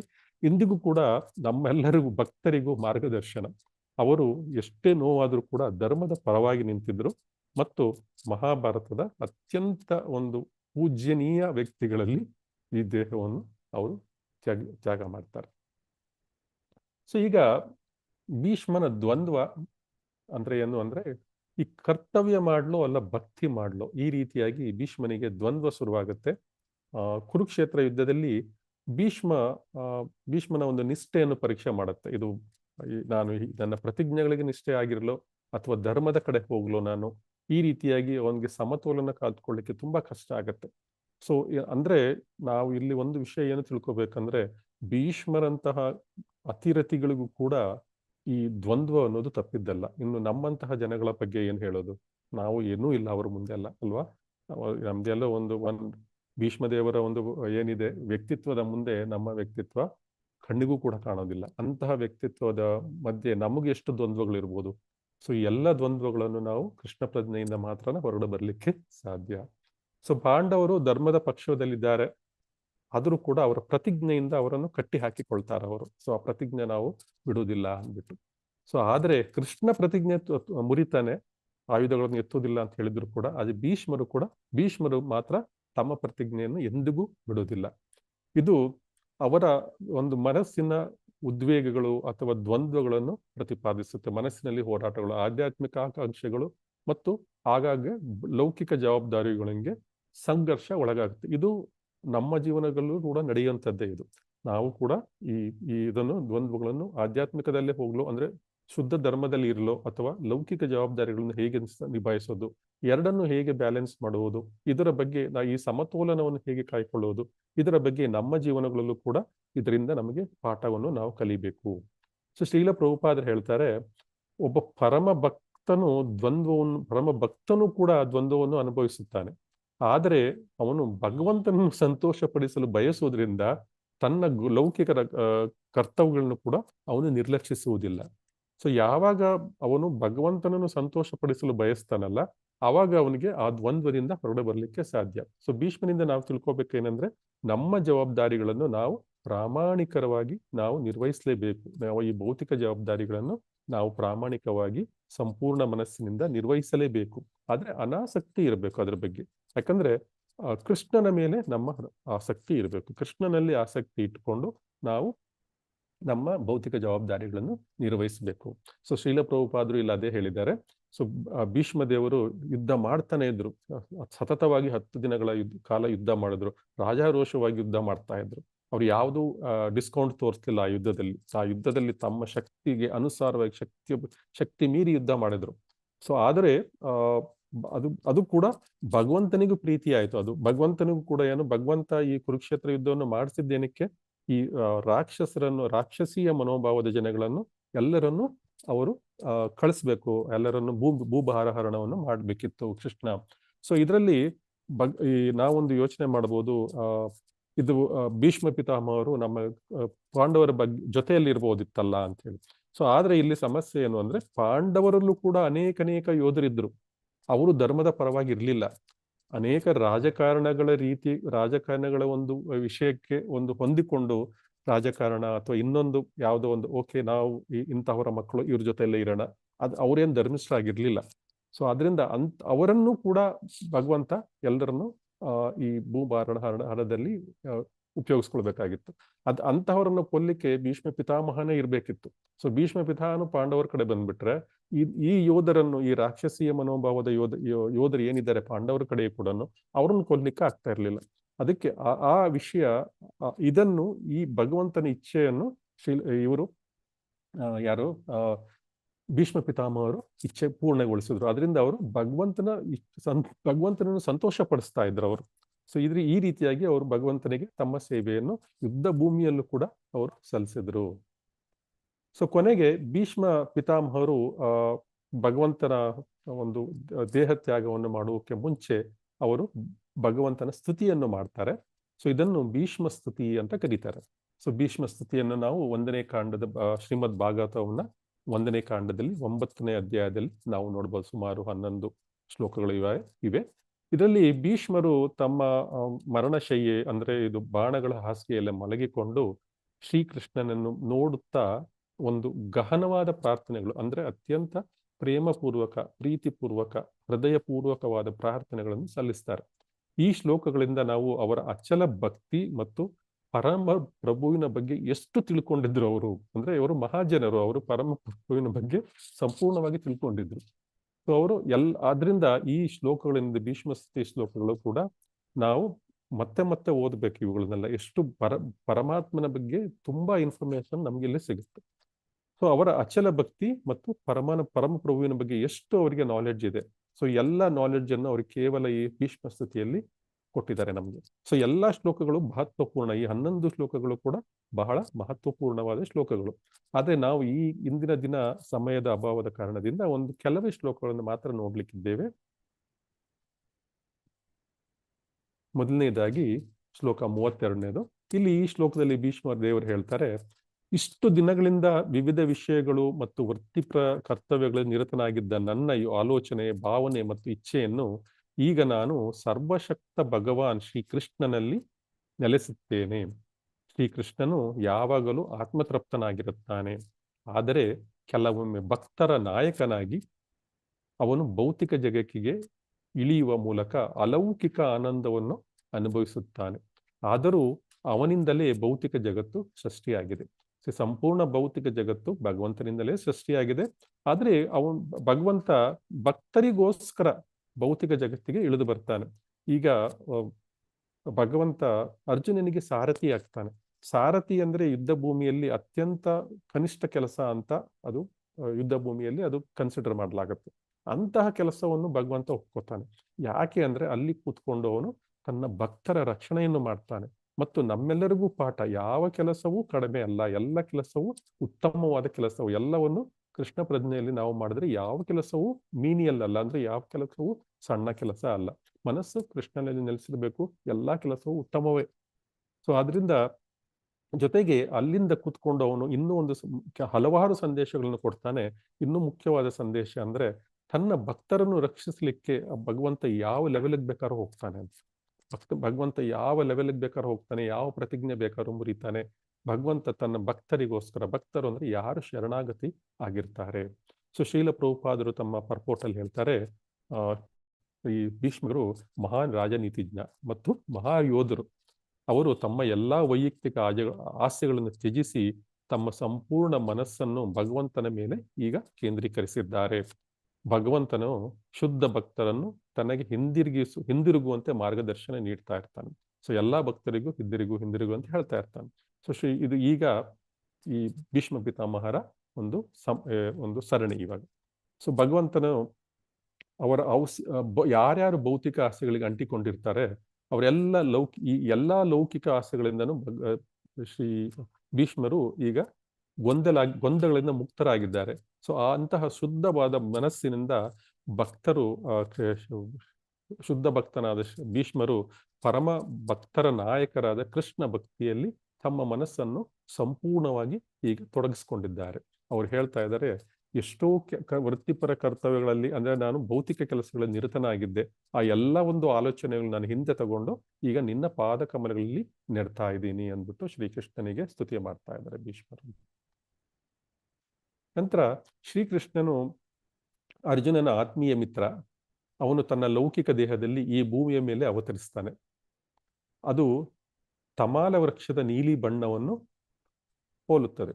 ಸೊ ಈ ಅಲೌಕಿಕ ದೇಹದಲ್ಲಿ ಭಗವಂತ ಅಂದ್ರೆ ಆಧ್ಯಾತ್ಮಿಕ ದೇಹದಲ್ಲಿ ಈ ಭೂಮಿಯ ಮೇಲೆ ಭಗವಂತ ಅವತರಿಸ್ತಾನೆ. ಸೊ ಇದು ಈ ತುಂಬಾ ಇಂಪಾರ್ಟೆಂಟ್ ಇದು ಈ ವಿಷಯ. ಸೊ ಯಾಕಂದ್ರೆ ಭೀಷ್ಮ ಪಿತಾಮಹರು ಹೇಳ್ತಾ ಇದ್ದಾರೆ, ಯಾಕಂದ್ರೆ ಇವರು ಕೃಷ್ಣ ಅಲೌಕಿಕ ದೇಹದಲ್ಲಿದ್ದಾರೆ. ಅವರು ನಮ್ಮಂತಹ ಮಾನವ ಲೌಕಿಕ ದೇಹ ಅಲ್ಲ, ಭೌತಿಕ ದೇಹ ಅಲ್ಲ. ಸೊ ಈ ಅಲೌಕಿಕ ದೇಹದಲ್ಲಿ ಕೃಷ್ಣ ತನ್ನ ಅರ್ಜುನನ ಆತ್ಮೀಯ ಮಿತ್ರನ ಜೊತೆಗೆ ಅವತರಿಸಿದ್ದಾನೆ. ಅದು ಕೃಷ್ಣ ತಮಾಲ ವೃಕ್ಷದ ನೀಲಿ ಬಣ್ಣವನ್ನು ಹೋಲುತ್ತೆ. ಅವನ ದೇಹ ಏನಿದೆ ನೀಲಿ ಬಣ್ಣವನ್ನು ಹೋಲುತ್ತೆ. ಅವನ ದೇಹದ 3 ಗ್ರಹ ವ್ಯವಸ್ಥೆಗಳಲ್ಲಿ ಮೇಲಿನ, ಮಧ್ಯ ಮತ್ತು ಕೆಳಗಿನ. ಮೇಲಿನ ಗ್ರಹಗಳು ಅಂದ್ರೆ ಉತ್ತಮ ಲೋಕ, ಊರ್ಧ್ವ ಲೋಕಗಳು, ಮಧ್ಯ ಲೋಕ ಅಂದ್ರೆ ಭೂಲೋಕಗಳು, ಮತ್ತು ಕೆಳಗಿನ ಲೋಕಗಳು ಅಂದ್ರೆ ಅಧೋ ಲೋಕಗಳು ಅಂದ್ಬಿಟ್ಟು ಪಾತಾಳ, ವಿತಾಳ, ಸುತಳ ಅಂದ್ಬಿಟ್ಟು ಈ ಎಲ್ಲಾ 3 ಲೋಕಗಳನ್ನು ಅವನ ಈ ಭಗವಂತನ ಒಂದು ದೇಹ ಏನಿದೆ, ಭಗವಂತನ ಒಂದು ಎಷ್ಟು ಸುಂದರವಾದ ದೇಹ ಎಲ್ಲರನ್ನೂ ಆಕರ್ಷಿಸುತ್ತೆ. ಅವ್ರು ಎಲ್ಲೇ ಇರಲಿ ಎಲ್ಲರನ್ನೂ ಆಕರ್ಷಿಸುತ್ತೆ. ಅವನ ಹೊಳೆಯುವ ಹಳದಿ ವಸ್ತ್ರಗಳು, ಪಟ್ಟೆ ಪೀತಾಂಬರಗಳು ಮತ್ತು ಶ್ರೀಗಂಧದ ವರ್ಣಚಿತ್ರಗಳಿಂದ ಆವರ್ತಾದ ಅವನ ಕಮಲದ ಮುಖವು ನನ್ನ ಆಕರ್ಷಣೆಯ ವಸ್ತುವಾಗಲಿ. ನಾನು ಫಲಪ್ರದ ಫಲಿತಾಂಶಗಳನ್ನು ಬಯಸದೇ ಇರಲಿ. ಇಲ್ಲಿ ಎಷ್ಟೊಂದು ನಾವು ತಿಳ್ಕೋಬೇಕು ನೋಡಿ. ಅಂದ್ರೆ ಭಗವಂತ ಮೊದಲನೇದಾಗಿ ಅಲೌಕಿಕ ದೇಹದಲ್ಲಿ ಭೂಮಿ ಮೇಲೆ ಬಂದಿದ್ದಾನೆ ಮತ್ತು ಅವನ ಸೌಂದರ್ಯ ಎಷ್ಟು ಚೆನ್ನಾಗಿದೆ ಅಂದ್ರೆ ಅವನು ಷಡೈಶ್ವರ್ಯಗಳು ಏನ್ ಹೇಳ್ತೇವೆ ಅದರಲ್ಲಿ ಸೌಂದರ್ಯ, ಅವನಿಗಿಂತ ಸೌಂದರ್ಯವಾದ ವಸ್ತು ಈ ಜಗತ್ತಿನಲ್ಲಿ ಏನೂ ಇಲ್ಲ. ಸೊ ಅಂತಹ ಸೌಂದರ್ಯವಾದ ಅವನ ಸೌಂದರ್ಯವನ್ನು ಜಗತ್ತಿನಲ್ಲಿರುವ ಎಲ್ಲ ಈ ಬ್ರಹ್ಮಾಂಡದಲ್ಲಿರುವ ಎಲ್ಲ 3 ಗ್ರಹ ವ್ಯವಸ್ಥೆಗಳಲ್ಲಿರುವ ಪ್ರತಿಯೊಂದು ಜೀವಿಯನ್ನು ಆಕರ್ಷಿಸುತ್ತದೆ. ಮತ್ತು ಅವನು ಹಾಕಿರುವ ಒಂದು ಒಡವೆಗಳು ಮತ್ತು ಬಟ್ಟೆಗಳು ಏನಿದ್ದಾವೆ ಅವರಿಂದ ಅವನ ಕಮಲದ ಮುಖವು ಏನಿದೆ ಅಂತಹ ಸುಂದರವಾದ ಕಮಲದ ಮುಖ ನನಗೆ ಆಕರ್ಷಣೆಯಾಗಿ ಇರಲಿ ಅಂದ್ಬಿಟ್ಟು ಭೀಷ್ಮ ಹೇಳ್ತಾ ಇದ್ದಾನೆ. ಮತ್ತೆ ಕೊನೆಯದಾಗಿ ಏನ್ ಹೇಳ್ತಾ ಇದ್ದಾನೆ, ನಾನು ಯಾವುದೇ ಐಹಿಕ ಫಲಿತಾಂಶಗಳನ್ನು ಬಯಸದೇ ಇರಲಿ, ಫಲಪ್ರದ ಫಲಿತಾಂಶಗಳನ್ನು ಬಯಸದೇ ಇರಲಿ, ಯಾವುದೇ ಫಲಿತಾಂಶ ಬೇಡ ನನಗೆ, ಕೇವಲ ನಿನ್ನ ಮುಖದ ಒಂದು ಆರಾಧನೆ ಸಾಕು ನನಗೆ. ಸೊ ಈ ರೀತಿಯಾಗಿ ಶ್ರೀಲ ಪ್ರಭುಪಾದರು ಪರ್ಪೋರ್ಟಲ್ಲಿ ಹೇಳ್ತಾರೆ, ತನ್ನ ಒಂದು ಬಾಣಗಳ ಹಾಸಿಗೆ ಮೇಲೆ ಮಲಗಿದ್ದರೂ ಸಹ ಭೀಷ್ಮರು ಕೃಷ್ಣನ ಸೌಂದರ್ಯ ಮತ್ತು ದಿವ್ಯತೆಯನ್ನು ಅವರು ಎಂಜಾಯ್ ಮಾಡ್ತಾ ಇದ್ದಾರೆ, ಅವರು ಮೆಚ್ತಾ ಇದ್ದಾರೆ ಮತ್ತು ಎಂಜಾಯ್ ಆಸ್ವಾದನೆ ಮಾಡ್ತಾ ಇದ್ದಾರೆ ಅವರು. ಮತ್ತು ಇವನಿಗೆ ಗೌರವವನ್ನು ಕೊಡ್ತಾ ಇದ್ದಾರೆ. ಕೃಷ್ಣ ಅರ್ಜುನನ ಮಹಾನ್ ಸೇವಿತ, ಮಹಾನ್ ಸ್ನೇಹಿತ. ಮತ್ತು ನಿಜವಾದ ಭಕ್ತಿ ಏನು ಅಂದ್ರೆ ಈ ಎಲ್ಲ ಲೌಕಿಕ ಆಸೆಗಳನ್ನು ಮೀರಿ ಭಗವಂತನೊಂದಿಗೆ ಇರುವ ಶಾಶ್ವತ ಸಂಬಂಧವನ್ನು ಆನಂದಿಸುವುದೇ ಅನ್ನೋದನ್ನ ಬಗ್ಗೆ ಅವರು ನಮ್ಗೆ ಚೆನ್ನಾಗಿ ಈ ಸ್ತುತಿ ಶ್ಲೋಕದಲ್ಲಿ ತಿಳಿಸ್ಕೊಡ್ತಾ ಇದ್ದಾರೆ. ಈಗೆಲ್ಲ ಸರಿಯಾಗಿ ಕೇಳಿಸ್ತಾ ಇದೆಯಲ್ಲ ಸೌಂಡು? ಕೇಳಿಸ್ತಾ ಇದೆ ಮಾತಾಜಿ. ಧನ್ಯವಾದ. ನಂತರ ಈ ಭೀಷ್ಮರು ನೋಡ್ತಾ ಇದ್ದಾರೆ, ಭೀಷ್ಮರು ಅನೇಕ ಬಾಣಗಳನ್ನು ಬಿಡ್ತಾರೆ ಕೃಷ್ಣನ ಮೇಲೆ, ಕೃಷ್ಣನ ರಥದ ಮೇಲೆ ಮತ್ತು ಅರ್ಜುನನ ಮೇಲೆ.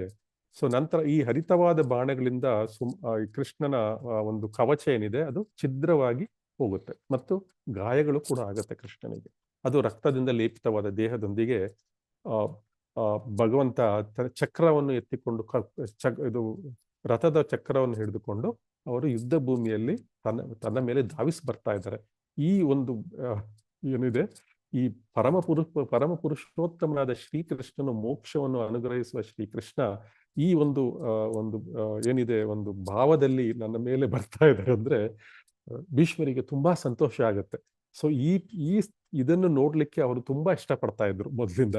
ಸೊ ಅವರು ಇದನ್ನು ಇಷ್ಟಪಟ್ಟು ನೋಡ್ತಾ ಇದ್ದಾರೆ, ತುಂಬಾ ಸಂತೋಷ ಪಟ್ಕೊಂಡು ಅವರು ಆಯುಧಗಳನ್ನೆಲ್ಲ ಕೆಳಗೆ ಇಟ್ಬಿಟ್ಟು ಕೃಷ್ಣನ ಒಂದು ಸುಂದರವಾದ ಈ ರೀತಿಯ ಒಂದು ಭಾವವನ್ನು, ಈ ರೀತಿಯ ಒಂದು ಅನುರಾಗ ತುಂಬಿದ ಭಾವದಿಂದ ಕೃಷ್ಣನನ್ನು ನೋಡ್ತಾ ಇದ್ದಾರೆ. ಕೃಷ್ಣ ಎಷ್ಟು ಅವನ ಮುಖದ ಮೇಲೆ ಒಂದು ಬೆವರು ಇಳಿತಾ ಇದೆ, ಧೂಳಿನಿಂದ ಮುಖ ಎಲ್ಲ ದೇಹವೆಲ್ಲ ಧೂಳಿಂದ ಆವರಿಸ್ಕೊಂಡಾಗಿದೆ, ಬಟ್ಟೆಗಳೆಲ್ಲ ಧೂಳಿಂದ ಆವರಿತವಾಗಿದೆ ಮತ್ತು ಕೂದಲೆಲ್ಲ ಹರಡು ಹೋಗಿದೆ ಗಾಳಿಗೆ. ಮತ್ತು ಅದು ಬಾಣಗಳಿಂದ ಅಲ್ಲೇ ಇಲ್ಲಿ ರಕ್ತದ ರಕ್ತ ಬರ್ತಾ ಇದೆ ಕೃಷ್ಣನ ದೇಹದಿಂದ. ಮತ್ತು ಈ ಎಲ್ಲವನ್ನು ಮತ್ತು ರಥದ ಚಕ್ರವನ್ನು ಹಿಡಿದುಕೊಂಡು ವೀರಾವೇಶದಿಂದ ಕೃಷ್ಣ ಭೀಷ್ಮ ಪಿತಾಮಹರ ಕಡೆಗೆ ಬರ್ತಾ ಇದ್ದಾನೆ. ಇದು ಒಂದು ಅದ್ಭುತ ನೋಟ. ಇದು ಕೇವಲ ಭೀಷ್ಮರಿಗೆ ಅನುಗ್ರಹದಿಂದ ಭೀಷ್ಮರಿಗೆ ಮಾತ್ರ ಇದು ಕೃಷ್ಣನ ಅನುಗ್ರಹದಿಂದ ನೋಡ್ಲಿಕ್ಕೆ ಸಾಧ್ಯ. ಇಂತಹ ಒಂದು ಸುಂದರವಾದ ಕೃಷ್ಣನ ದೇಹ ಇದು ಕೇವಲ ಅಪರೂಪ ದೃಶ್ಯ ಇದು. ಸೊ ಈ ಅಪರೂಪ ದೃಶ್ಯವನ್ನು ಭಗವಂತ ಕೋಪಗೊಳ್ಳೋದೇ ಇಲ್ಲ. ಸೊ ಅಂತಹ ಕೋಪಗೊಂಡು ಎಲ್ಲ ಒಂದು ಭಾವಗಳು ಕೃಷ್ಣನಲ್ಲಿವೆ. ಈ ಕೋಪಗೊಂಡಿರೋ ಭಾವ ಇದೆ, ಆಮೇಲೆ ಒಂದು ರೌದ್ರ ಭಾವ ಇದೆ, ನಂತರ ಒಂದು ಕ್ಷತ್ರಿಯನ ಭಾವ ಇದೆ ಮುಖದಲ್ಲಿ, ನಂತರ ಒಂದು ಭಕ್ತನ ಇದು ಏನಿದೆ ಭಕ್ತರನ್ನು ಕ್ಷಮೆಗೊಳಿಸುವ ಭಾವ ಇದೆ, ನಂತರ ಭಕ್ತರನ್ನು ರಕ್ಷಿಸುವ ಭಾವ ಇದೆ. ಅರ್ಜುನನ್ನು ರಕ್ಷಿಸ್ತಾ ಇದ್ದಾರೆ, ಪಾಂಡವರನ್ನೆಲ್ಲ ರಕ್ಷಿಸ್ತಾ ಇದ್ದಾರೆ. ಈ ಎಲ್ಲ ಭಾವಗಳ ಜೊತೆಗೆ ತಾನು ಹೊಡೆದ ಎಲ್ಲ ಬಾಣಗಳನ್ನು ಅವರು ಪ್ರೀತಿಯಿಂದ ಸ್ವೀಕರಿಸಿದ್ದಾರೆ. ಸೊ ಇದು ಹೇಗೆ ಹೇಳ್ತಾ ಇದ್ದಾರೆ ಅಂದ್ರೆ ಶ್ರೀಲ ಪ್ರಭುಪಾದರು ಹೇಳ್ತಾರೆ, ಇದು ಭೀಷ್ಮರು ಹೊಡೆದ ಬಾಣಗಳೆಲ್ಲ ಹೇಗೆ ಒಂದು ಸ್ತ್ರೀ ತನ್ನ ಗಂಡನಿಗೆ ಒಂದು ಹೂಗಳಿಂದ ಹೊಡಿತಾರೆ ಅಂದ್ರೆ ಪ್ರಿಯತಮನಿಗೆ ಹೂಗಳಿಂದ ಹೊಡಿತಾರೆ, ಅಷ್ಟೇ ಅಂತ ನೋವಾಗಿದೆ ಕೃಷ್ಣನಿಗೆ. ಸೊ ಈ ರೀತಿಯಾಗಿ ಕೃಷ್ಣ ಆ ಬಾಣಗಳನ್ನ ಎಂಜಾಯ್ ಮಾಡ್ತಾರೆ. ಸೊ ಈ ರೀತಿಯಾಗಿ ಈ ಕೃಷ್ಣ ಮತ್ತು ಭೀಷ್ಮ ಇಬ್ಬರೂ ಕೂಡ ಈ ಯುದ್ಧವನ್ನು ಎಂಜಾಯ್ ಮಾಡ್ತಾ ಇದ್ದಾರೆ. ಸೊ ಕೃಷ್ಣನ ಯುದ್ಧದಲ್ಲಿ ಭೀಷ್ಮರನ್ನು ವಿರೋಧಿಸಿದಂತೆ ಕಂಡರೂ ಕೂಡ ವಾಸ್ತವವಾಗಿ ಅವರು ಕೃಷ್ಣನನ್ನು ಸಂತೋಷಪಡಿಸಲು ಮತ್ತು ವೈಭವೀಕರಿಸಲು ಆಗಿತ್ತು. ಕೇವಲ ಶತ್ರು ಎಂದು ಕರೆಯಲ್ಪಡುತ್ತಿದ್ದರೂ ಭೀಷ್ಮರ ಕಾರ್ಯಗಳು ಭಗವಂತನಿಗೆ ದಿವ್ಯ ವಿನಿಮಯವನ್ನು ಅವರು ಆನಂದ ಪಡ್ತಾ ಇದ್ದಾರೆ. ಅವರು ಭೀಷ್ಮ ಪಿತಾಮಹರು ಪಾಂಡವರ ಕಡೆ ಇದ್ರೆ ಈ ರೀತಿಯ ದೃಶ್ಯವನ್ನು ಅವ್ರು ನೋಡ್ಲಿಕ್ಕೆ ಸಿಗ್ತಾನೆ ಇರಲಿಲ್ಲ.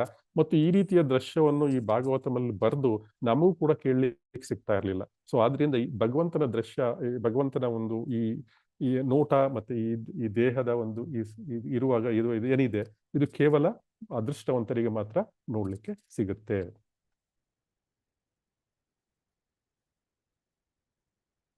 ಸೊ ಭಗವಂತನಿಗೆ ಭೀಷ್ಮನ ಸ್ತುತಿ ಮುಂದುವರಿಸಿಕೊಂಡು, ಮರಣದ ಈ ಕ್ಷಣದಲ್ಲಿ ಮೋಕ್ಷದ ದಾತನಾದ ಶ್ರೀಕೃಷ್ಣನ ಮೇಲೆ ನನ್ನ ಅಂತಿಮ ಆಕರ್ಷಣೆ ಇರಲಿ.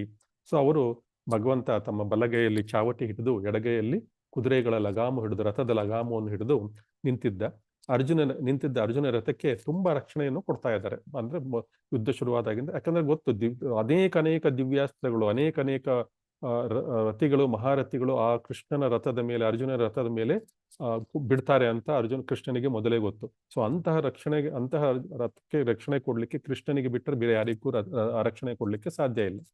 ಸೊ ಅಂತಹ ರಥಕ್ಕೆ ರಕ್ಷಣೆ ಕೊಡ್ತಾ ಇರುವ ಕೃಷ್ಣನ ನೋಡಿ ಭೀಷ್ಮರಿಗೆ ತುಂಬಾ ಸಂತೋಷ ಆಗುತ್ತೆ. ಸೊ ಅಂತಹ ಸಾರಥಿಯ ಮೇಲೆ ತನ್ನ ಮನಸ್ಸನ್ನು ಕೇಂದ್ರೀಕರಿಸ್ತೀನಿ ಅಂದ್ಬಿಟ್ಟು ಇವರು ಭೀಷ್ಮರು ಹೇಳ್ತಾ ಇದ್ದಾರೆ. ಸೊ ಕುರುಕ್ಷೇತ್ರ ಯುದ್ಧದಲ್ಲಿ ಅವನನ್ನು ನೋಡಿದವರು ಮರಣಾನಂತರ ತಮ್ಮ ಮೂಲ ರೂಪವನ್ನು ಪಡೀತಾರೆ. ಇವರು ಯಾರ್ಯಾರು ಈ ಯುದ್ಧ ಭೂಮಿಯಲ್ಲಿ ಈ ರೀತಿ ದೇಹವನ್ನು ನೋಡಿರ್ತಾರೆ ಕೃಷ್ಣನದು, ಅವರಿಗೆಲ್ಲ ಆತ್ಮಸ್ವರೂಪವನ್ನು ಪಡೀತಾರೆ ಅಂತ ಹೇಳ್ತಾ ಇದ್ದಾರೆ.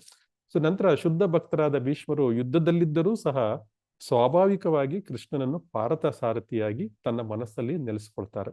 ನಂತರ ಅವರು ಆಧ್ಯಾತ್ಮಿಕ ಪರಿಪೂರ್ಣತೆಯನ್ನು ಪಡೆಯುವುದನ್ನು ಅವರು ಖಚಿತಪಡಿಸ್ತಾರೆ ಈ ಶ್ಲೋಕದ ಮೂಲಕವಾಗಿ. ಮತ್ತು ಭಗವಂತ ನಿರಂತರ ಸ್ಮರಣೆಯ ಮುಕ್ತಿ ಮತ್ತು ಒಬ್ಬರು ಶಾಶ್ವತ ಸ್ವರೂಪದ ಅರಿವಿಗೆ ಕಾರಣವಾಗುತ್ತೆ ಎನ್ನುವುದರ ಬಗ್ಗೆ ಕೂಡ ನಮಗೆ ಈ ಶ್ಲೋಕದಲ್ಲಿ ಭೀಷ್ಮರಿಂದ ನಮಗೆ ತಿಳಿಯಲ್ಪಡುತ್ತೆ. ನಂತರ ಇದು ಭೀಷ್ಮರ ಕೊನೆಯ ಪ್ರಾರ್ಥನೆ. ಸೊ 42ನೇ ಶ್ಲೋಕ. ಈಗ ನಾನು ಎಲ್ಲರ ಹೃದಯದಲ್ಲಿ ನೆಲೆಸಿರುವ ಏಕೈಕ ಪರಮ ಪ್ರಭುವಾದ ಶ್ರೀಕೃಷ್ಣನ ಮೇಲೆ ಮತ್ತೆ ನಮಗೆ ತಿಳ್ಕೊಬೇಕಿಲ್ಲಿ, ಕೃಷ್ಣ ಎಲ್ಲರ ಹೃದಯದಲ್ಲಿ ನೆಲೆಸಿದ್ದಾನೆ. ಇದೊಂದು ಪಾಠ. ಏಕೈಕ ಪರಮಪ್ರಭು, ಏಕೈಕ ಹೃದಯದಲ್ಲಿ ನೆಲೆಸಿರ್ತಾನೆ ಮತ್ತು ಅವನು ಏಕೈಕ ಪರಮಪ್ರಭು. ಮತ್ತೆ ಅನೇಕ ಪರಮಪ್ರಭುಗಳು ಇಲ್ಲ, ಏಕೈಕ ಪರಮಪ್ರಭು. ಅಂತಹ ಶ್ರೀಕೃಷ್ಣನ ಮೇಲೆ ನಾನು ಸಂಪೂರ್ಣವಾಗಿ ಧ್ಯಾನ ಮಾಡ್ತಾ ಇದ್ದೀನಿ. ನಾನು ದ್ವಂದ್ವತೆಯಿಂದ ಎಲ್ಲಾ ತಪ್ಪು ಕಲ್ಪಗಳನ್ನು ನಾನು ಬಿಟ್ಟು ಬಂದಿದ್ದೇನೆ, ಎಲ್ಲರನ್ನು ಮೀರಿದ್ದೇನೆ ಇವಾಗ. ಸೊ ಎಲ್ಲರೂ ನೋಡುವ ಒಂದೇ ಸೂರ್ಯನಂತೆ ಭಗವಂತ ಎಲ್ಲ ಕಡೆ ಇದ್ದಾನೆ. ಸೊ ನಾವು ಎಲ್ಲಿ ನೋಡಿದ್ರು ಸೂರ್ಯ ಒಂದೇ ನಮಗೆ ಸಿಗೋದು ನೋಡ್ಲಿಕ್ಕೆ. ಅದೇ ರೀತಿ ಭಗವಂತ ಕೂಡ ಒಬ್ಬನೇ. ಅಂತಹ ಕೃಷ್ಣನ ಮೇಲೆ ನಾನು ಮನಸ್ಸನ್ನು ನೆಲೆಸಿಟ್ಟಿರ್ತೇನೆ ಅಂತ ಹೇಳದೆ ಭೀಷ್ಮ ಸ್ತುತಿ ಮಾಡ್ತಾ ಇದ್ದಾನೆ. ಸೊ ಕೃಷ್ಣನ ಎಲ್ಲಾ ಹೃದಯಗಳಲ್ಲಿ ಇರುವ ಏಕೈಕ ಪರಮಪ್ರಭು ಮತ್ತು ಅವನ ವಿಸ್ತರಣೆಗಳಾದ ಪರಮಾತ್ಮ, ಬ್ರಹ್ಮ ಜ್ಯೋತಿ, ವೈಯಕ್ತಿಕ ಸ್ವರೂಪ ಒಂದೇ, ಇವೆಲ್ಲವೂ ಒಂದೇ ಅಂದು ಅವರು ಅರ್ಥ ಮಾಡ್ಕೊಂಡಿದ್ದನ್ನು ನಮಗೂ ಕೂಡ ಈ ಶ್ಲೋಕದ ಮೂಲಕವಾಗಿ ತಿಳಿಯಪಡಿಸಿದ್ದಾರೆ. ಈ ಎಲ್ಲಾ ಸ್ಪಷ್ಟತೆಯಿಂದ ಏನಾಗುತ್ತೆ, ಯಾವುದು ದ್ವಂದ್ವಗಳಿರುವುದಿಲ್ಲ ಮತ್ತು ಎಲ್ಲಾ ತಪ್ಪು ಕಲ್ಪಗಳಿಂದ ನಾವು ನಿವಾರಣೆಗೊಳ್ಳುತ್ತೆ.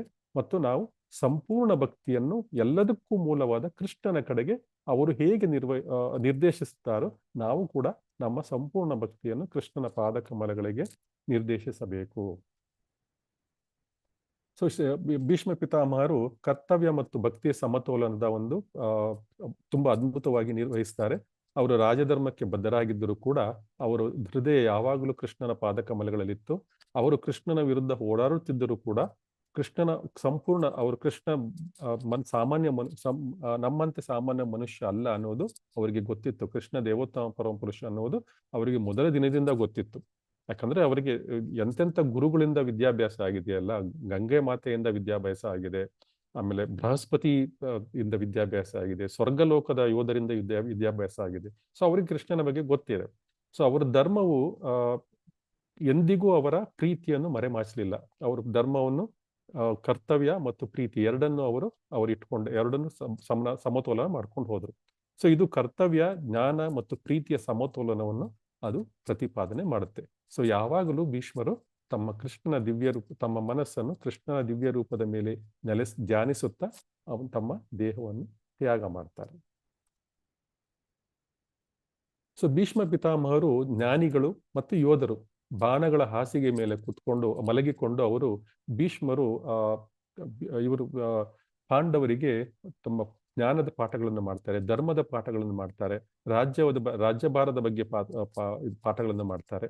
ಸೊ ಈ ರೀತಿಯಾಗಿ ಅವರು ಕೊನೆಯವರೆಗೂ ಕೂಡ ತಮ್ಮ ಕರ್ತವ್ಯಗಳನ್ನು ನಿಲ್ಲಿಸ್ತಾರೆ. ಕೊನೆಯ ನಿಮಿಷದ ಕೊನೆ ಕ್ಷಣದವರೆಗೂ ತಮ್ಮ ಕರ್ತವ್ಯಗಳನ್ನು ಸಂಪೂರ್ಣವಾಗಿ ಅವರು ಮಾಡ್ತಾರೆ. ಸೊ ಹೇಗೆ ಅಂದ್ರೆ ನಾವು ರಾಜ್ಯವನ್ನು ಬಿಡುವಾಗ, ಅಂದ್ರೆ ನಮ್ಮ ಯಾವುದೇ ಕೆಲಸವನ್ನು ನಾವು ಬಿಟ್ಟು ಕೆಲಸವನ್ನು ಬೇರೆಯವರಿಗೆ ಕೊಡುವಾಗ ನಾವು ಅವ್ರಿಗೆ ಆ ಕೆಲಸದ ಬಗ್ಗೆ ಸಂಪೂರ್ಣವಾಗಿ ತಿಳುವಳಿಕೆ ಕೊಡಬೇಕು. ತಿಳುವಳಿಕೆ ಕೊಟ್ಬಿಟ್ಟು ಈಗಿನ ಪರಿಸ್ಥಿತಿಗಳು ಎಲ್ಲವನ್ನು ಹೇಳ್ತೇವೆ. ಹೇಳಿಬಿಟ್ಟು ನಂತರ ಓಕೆ ನೀನು ಮಾಡ್ಕೊಂಡು ಹೋಗು ಅಂದ್ಬಿಟ್ಟು ಕೆಲಸ ಬಿಟ್ಬಿಟ್ಟು ಬರ್ತೇವೆ. ಅದೇ ರೀತಿ ಈಗ ಇವರು ಭೀಷ್ಮ ಪಿತಾಮಹರು ಕೂಡ, ಭೀಷ್ಮ ಪಿತಾಮಹರು ಈ ದೇಹ ತ್ಯಾಗವನ್ನು ಮಾಡಿ ಈ ಲೋಕವನ್ನು ಬಿಟ್ಟು ಹೋಗ್ತಾ ಇದ್ದಾರೆ. ಅವರು ಈಗ ಅವರಿಗೆ ಸಂತೋಷವಾಗಿದೆ, ಯಾಕಂದ್ರೆ ಸರಿಯಾದ ರಾಜರು ಸಿಕ್ಕಿದ್ದಾರೆ ಈಗ.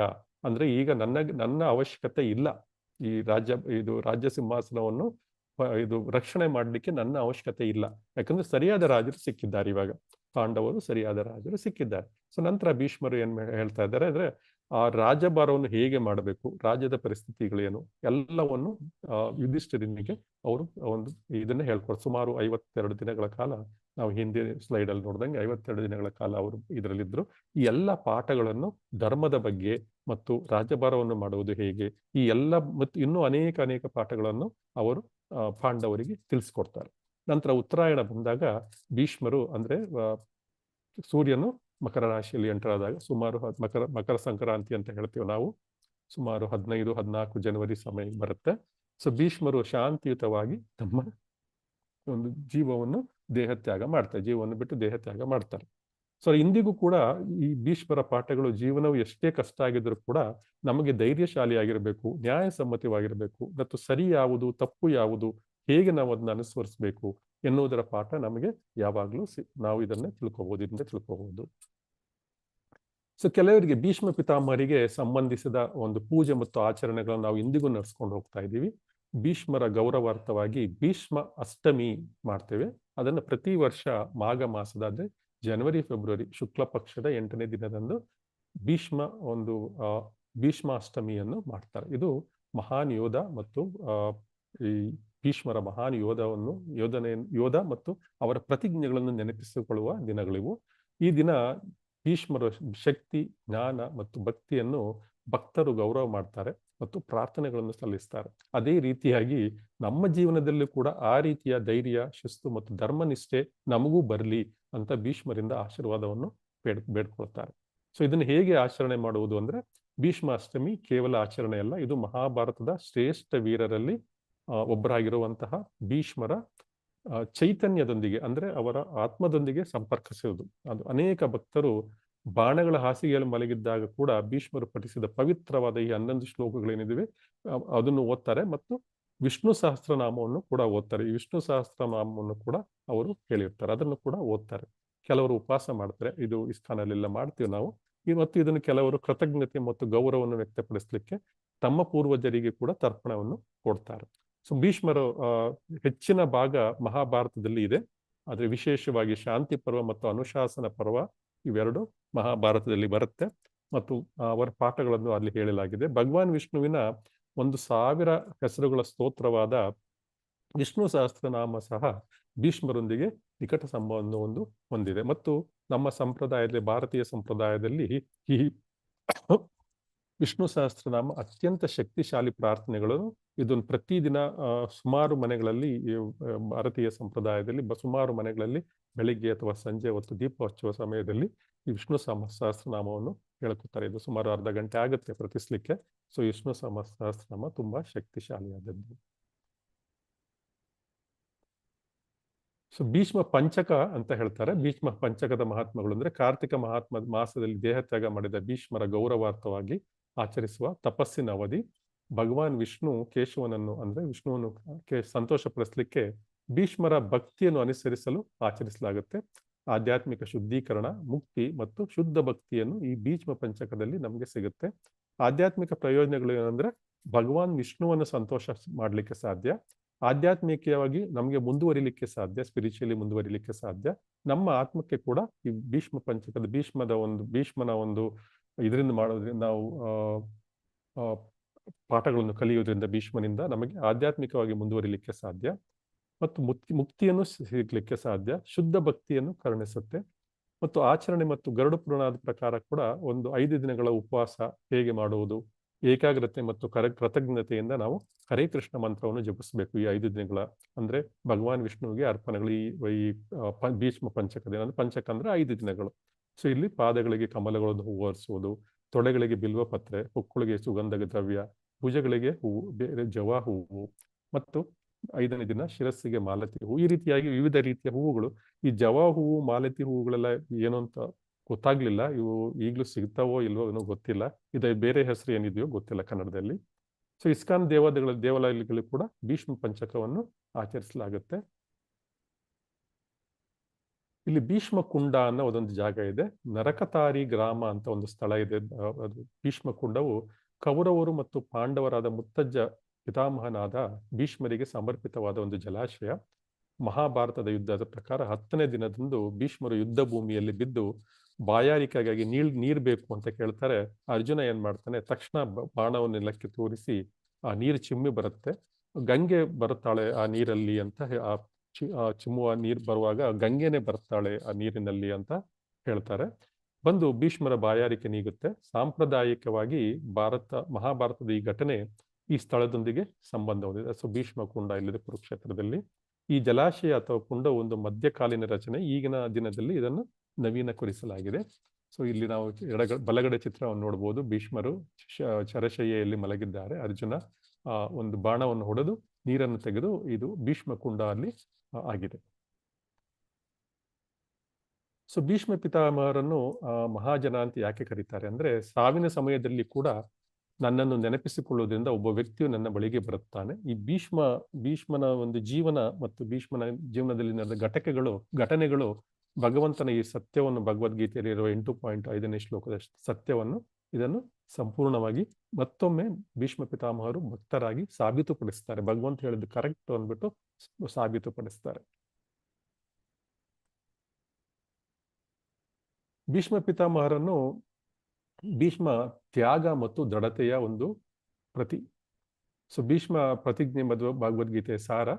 ಸೊ ಇವರು ಇಷ್ಟೊತ್ತು ನಾವು ಏನು ಡಿಸ್ಕಷನ್ ಮಾಡಿದ್ವಿ ಅದರದ ಬಗ್ಗೆ ಇಲ್ಲಿ ತಮ್ಮ ಒಂದು ಸಮರೈಸ್ ಕೊಟ್ಟಿದ್ದೇವೆ. ಇಲ್ಲಿ ಅದಕ್ಕೆ ಒಂದು ಭಗವದ್ಗೀತೆಯ ಸಂದೇಶಗಳನ್ನು ಕೂಡ ಇಲ್ಲಿ ಕೊಟ್ಟಿದೆ. ಯಾವುದೇ ವ್ಯಕ್ತಿಯು ನಿರಂತರವಾಗಿ ಹರಿಯುವ ಆಸೆಗಳಿಂದ ನದಿಗಳು ಸದಾ ತುಂಬುತ್ತಿದ್ದರೂ ಸದಾ ಶಾಂತವಾಗಿರೋ ಸಮುದ್ರವನ್ನು ಪ್ರವೇಶಿಸುವಂತೆ ವಿಚಲಿತನಾಗುವುದಿಲ್ಲವೋ ಅವನು ಮಾತ್ರ ಶಾಂತಿಯನ್ನು ಸಾಧಿಸಲಿಕ್ಕೆ ಸಾಧ್ಯ. ಅಂತಹ ಆಸೆಗಳನ್ನು ತೃಪ್ತಿಪಡಿಸಲು ಪ್ರಯತ್ನಿಸುವ ಮನುಷ್ಯನು ಶಾಂತಿಯನ್ನು ಪಡೀಲಿಕ್ಕೆ ಸಾಧ್ಯ ಇಲ್ಲ. ಅದರಿಂದ ನಾವು ಅಂತಹ ಆಸೆಗಳಿಂದ ಹೊರಗೆ ಬರಬೇಕು ಮತ್ತು ಭಗವಂತನ ಪಾದದಲ್ಲಿ ನಮ್ಮ ಮನಸ್ಸನ್ನು ಕೇಂದ್ರೀಕರಿಸಿಕೊಳ್ಬೇಕು. ನಾವು ಇಲ್ಲಿ ಕೀ ಟೇಕ್ ಅವೇ ಅಂತ ಹೇಳ್ತೇವೆ. ನಾವು ಏನ್ ತಿಳ್ಕೊಬೇಕು ಅಂದ್ರೆ, ಭೀಷ್ಮರ ಜೀವನ ನಮಗೆ ವೈರಾಗ್ಯ ಅಂದ್ರೆ ನಿರಾಸಕ್ತಿ, ನಿಷ್ಕಾಮ್ ಅಂದ್ರೆ ನಿರಾಸಕ್ತಿ ಅಂದ್ರೆ ಭೌತಿಕ ಇದರಲ್ಲಿ ನಿರಾಸಕ್ತಿ, ನಿಷ್ಕಾಮ ಕರ್ಮಗಳು ಮತ್ತು ತ್ಯಾಗಗಳು. ಎಷ್ಟೇ ಕಷ್ಟಕರವಾಗಿದ್ರು ನಾವು ತ್ಯಾಗವನ್ನು ಮಾಡಲಿಕ್ಕೆ ಸಿದ್ಧರಾಗಿರಬೇಕು, ಸ್ಥಿರವಾಗಿರಬೇಕು ಮತ್ತು ಸರಿಯಾದ ಕೆಲಸಗಳನ್ನೇ ಮಾಡಬೇಕು ಅನ್ನುವುದನ್ನು ನಮಗೆ ತಿಳಿಸಿಕೊಡುತ್ತೆ. ಸಮುದ್ರದಂತೆ ಜ್ಞಾನಿಯಾದ ವ್ಯಕ್ತಿ ಯಾವುದೇ ಆಸೆಗಳು ಹರಿದು ಬಂದರೂ ಶಾಂತ ಮತ್ತು ಕೇಂದ್ರೀಕೃತನಾಗಿರ್ತಾನೆ. ಇದು ಭೀಷ್ಮ ಪಿತಾಮಹಗಳು ಎಷ್ಟೇ ಆಸೆಗಳು ಎಷ್ಟೇ ಇದು ಬಂದ್ರೂ ಕೂಡ ಅವರು ಶಾಂತವಾಗಿರ್ತಾರೆ ಮತ್ತು ತಮ್ಮ ಕರ್ತವ್ಯಗಳನ್ನು ಅವರು ನಿಭಾಯಿಸ್ತಾರೆ. ಅವರು ಹಸ್ತಿನಾಪುರದ ರಕ್ಷಕರಾಗಿರ್ತಾರೆ, ಕರ್ತವ್ಯದಿಂದ ಬದ್ಧರಾಗಿರ್ತಾರೆ ಮತ್ತು ಧರ್ಮದಿಂದ ಸ್ವಲ್ಪ ವಿಚಲಿತರಾಗಿರ್ತಾರೆ. ನಾನು ಧರ್ಮದ ಕಡೆ ಹೋಗಲು ಇಲ್ಲ ಕರ್ತವ್ಯ ಮಾಡಲು ಎನ್ನುವುದರ ಒಂದು ವಿಚಲಿತ ದ್ವಂದ್ವದಲ್ಲಿರ್ತಾರೆ. ಸೊ ಆದ್ರಿಂದ ಇಲ್ಲಿ ಭಗವದ್ಗೀತೆಯ ಸಂದೇಶ ಏನು ಅಂದ್ರೆ, ಪರಧರ್ಮವು ಮತ್ತೊಬ್ಬರ ಪರೋಧರ್ಮ ಅದು ದೋಷರಹಿತವಾಗಿ ನೆರವೇರಿಸುವುದಕ್ಕಿಂತ ನನ್ನ ಕೆಲಸವನ್ನು ನಾವು ಸರಿಯಾಗಿ ಮಾಡುವುದು ಉತ್ತಮ. ಸೊ ಅದರಿಂದ ಸ್ವಧರ್ಮದ ಪಾಲನೆಯಲ್ಲಿ ಉಂಟಾದ್ರೆ ಅದು ವಿನಾಶವೂ ಪರವಾಗಿಲ್ಲ, ಸ್ವಧರ್ಮವನ್ನು ನಾವು ಮಾಡೋದು ಅಂದ್ಬಿಟ್ಟು. ಸೊ ಅದರಿಂದ ಭೀಷ್ಮ ಪಿತಾಮಹರು ತಮ್ಮ ಕರ್ತವ್ಯವನ್ನು ಮಾಡ್ಕೊಂಡು ಹೋಗ್ತಾರೆ. ಸೊ ಅಥವಾ ಅದೇ ಜೊತೆಗೆ ಧರ್ಮವನ್ನು ಕೂಡ ಬಿಡೋದಿಲ್ಲ ಅವರು. ಸೊ ನಾವು ತಿಳ್ಕೊಳ್ಬೇಕಾಗಿರೋ ಪಾಠ ಏನಂದ್ರೆ, ಭೇದ ಭಾವವಿಲ್ಲದೆ ನಾವು ಕರ್ತವ್ಯಗಳನ್ನು ಮಾಡಬೇಕು. ಇಂಡಿಸ್ಕ್ರಿಮಿನೇಟ್ ಆಗಿ ನಾವು ಕೆಲಸ ಮಾಡಬೇಕು. ಯಾರ ಜೊತೆನೂ ಡಿಸ್ಕ್ರಿಮಿನೇಟ್ ಮಾಡಬಾರ್ದು. ನಿಜವಾದ ಧರ್ಮ ಅಂದ್ರೆ ಕುರುಡು ನಿಷ್ಠ ಇಲ್ಲ, ಅದು ಮನಸ್ಸಾಕ್ಷಿಯಿಂದ ಮಾರ್ಗದರ್ಶಿಸಲ್ಪಟ್ಟ ಸರಿಯಾದ ಕಾರ್ಯವನ್ನು ಮಾಡುವುದು. ಮತ್ತು ಶ್ರೀಲ ಪ್ರಭುಪಾದರು ಈ ಬಗ್ಗೆ ಹೇಳ್ತಾರೆ, ಯಾವುದೇ ಭೇದ ಭಾವವಿಲ್ಲದೆ ನಾವು ಕರ್ತವ್ಯವನ್ನು ಮಾಡಬೇಕು. ಅದ್ರ ಕಷ್ಟ, ಅದು ಭಾರ ಆಗುತ್ತದೆ. ಆದ್ರೆ ನಿಜವಾದ ಧರ್ಮ ಕುರುಡು ನಿಷ್ಠ ಅಲ್ಲ, ಅದು ಮನಸ್ಸಾಕ್ಷಿಯಿಂದ ಮಾರ್ಗದರ್ಶನದಿಂದ ಸರಿಯಾಗಿ ಕಾರ್ಯ ಮಾಡಬೇಕು. ನಿಜವಾದ ಧರ್ಮ ಅಂದ್ರೆ ಏನು? ಒಂದು ಮನಸ್ಸಾಕ್ಷಿಯಿಂದ ಮಾಡಬೇಕು ಮತ್ತು ಸರಿಯಾದ ಕಾರ್ಯವನ್ನು ಮಾಡಬೇಕು. ಆ ಮನಸ್ಸಾಕ್ಷಿಯಿಂದ ಮಾರ್ಗದರ್ಶಿಸಲ್ಪಟ್ಟ ಅಂದ್ರೆ ಮನಸ್ಸಾಕ್ಷಿಯಿಂದ ನಮ್ಗೆ ಡೈರೆಕ್ಷನ್ ತಗೊಂಡು ನಾವು ಸರಿಯಾದ ಕಾರ್ಯವನ್ನು ಮಾಡುವುದು ನಿಜವಾದ ಧರ್ಮ.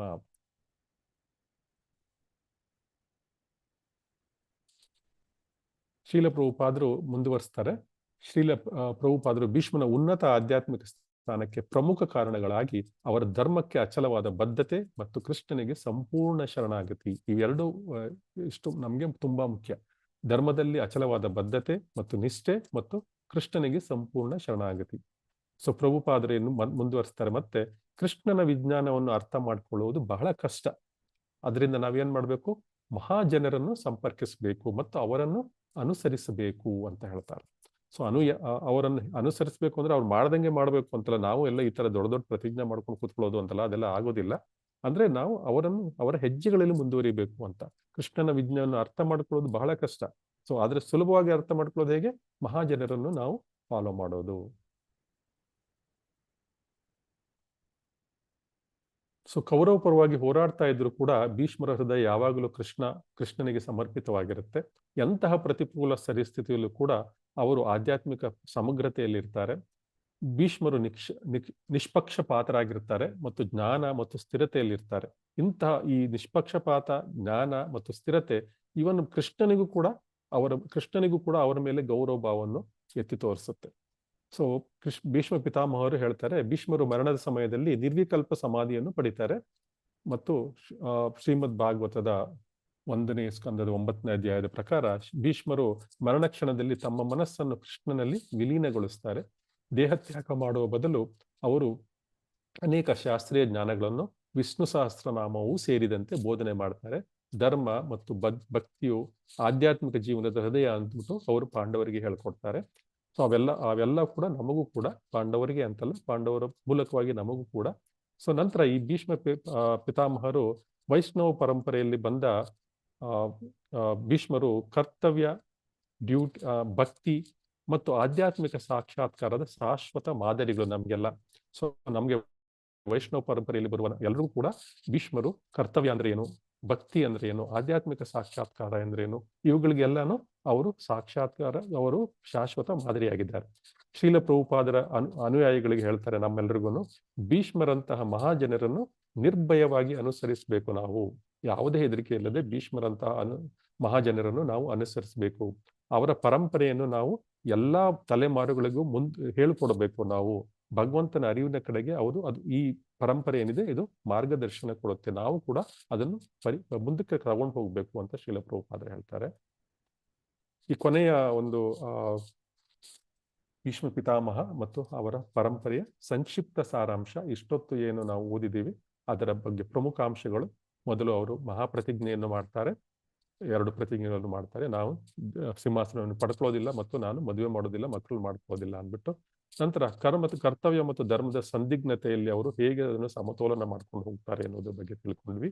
ಮತ್ತು ಬಾಣಗಳ ಹಾಸಿಗೆಯಲ್ಲಿ ಮಲಗಿಕೊಂಡು ಅವರು ಪಾಂಡವರಿಗೆ ಜ್ಞಾನವನ್ನು ಕೊಡ್ತಾರೆ. ರಾಜಧರ್ಮ, ನ್ಯಾಯಯುತ ಆಡಳಿತ, ಶಾಸ್ತ್ರೀಯ ಜ್ಞಾನ ಮತ್ತು ವಿಷ್ಣು ಸಹಸ್ರನಾಮ, ಈ ರೀತಿಯಾಗಿ ಇವೆಲ್ಲವನ್ನು ಇವರು ಪಾಂಡವರಿಗೆ ಬೋಧಿಸ್ತಾರೆ. ನಂತರ ನಾವು ಭೀಷ್ಮ ಸ್ತುತಿಯ ಬಗ್ಗೆ ತಿಳ್ಕೊಂಡ್ವಿ. ಅವರು ಸುಮಾರು 11 ಶ್ಲೋಕಗಳಲ್ಲಿ ಭಗವಂತನಿಗೆ ಗಹನವಾದ ಪ್ರಾರ್ಥನೆಗಳನ್ನು ಸಲ್ಲಿಸ್ತಾರೆ ಹೃದಯಪೂರ್ವಕವಾಗಿ. ಈ ಪ್ರಾರ್ಥನೆಗಳು ನಾವು ದಿನವೂ ಪಠಿಸಿದ್ರೆ ತುಂಬಾ ಉತ್ತಮ.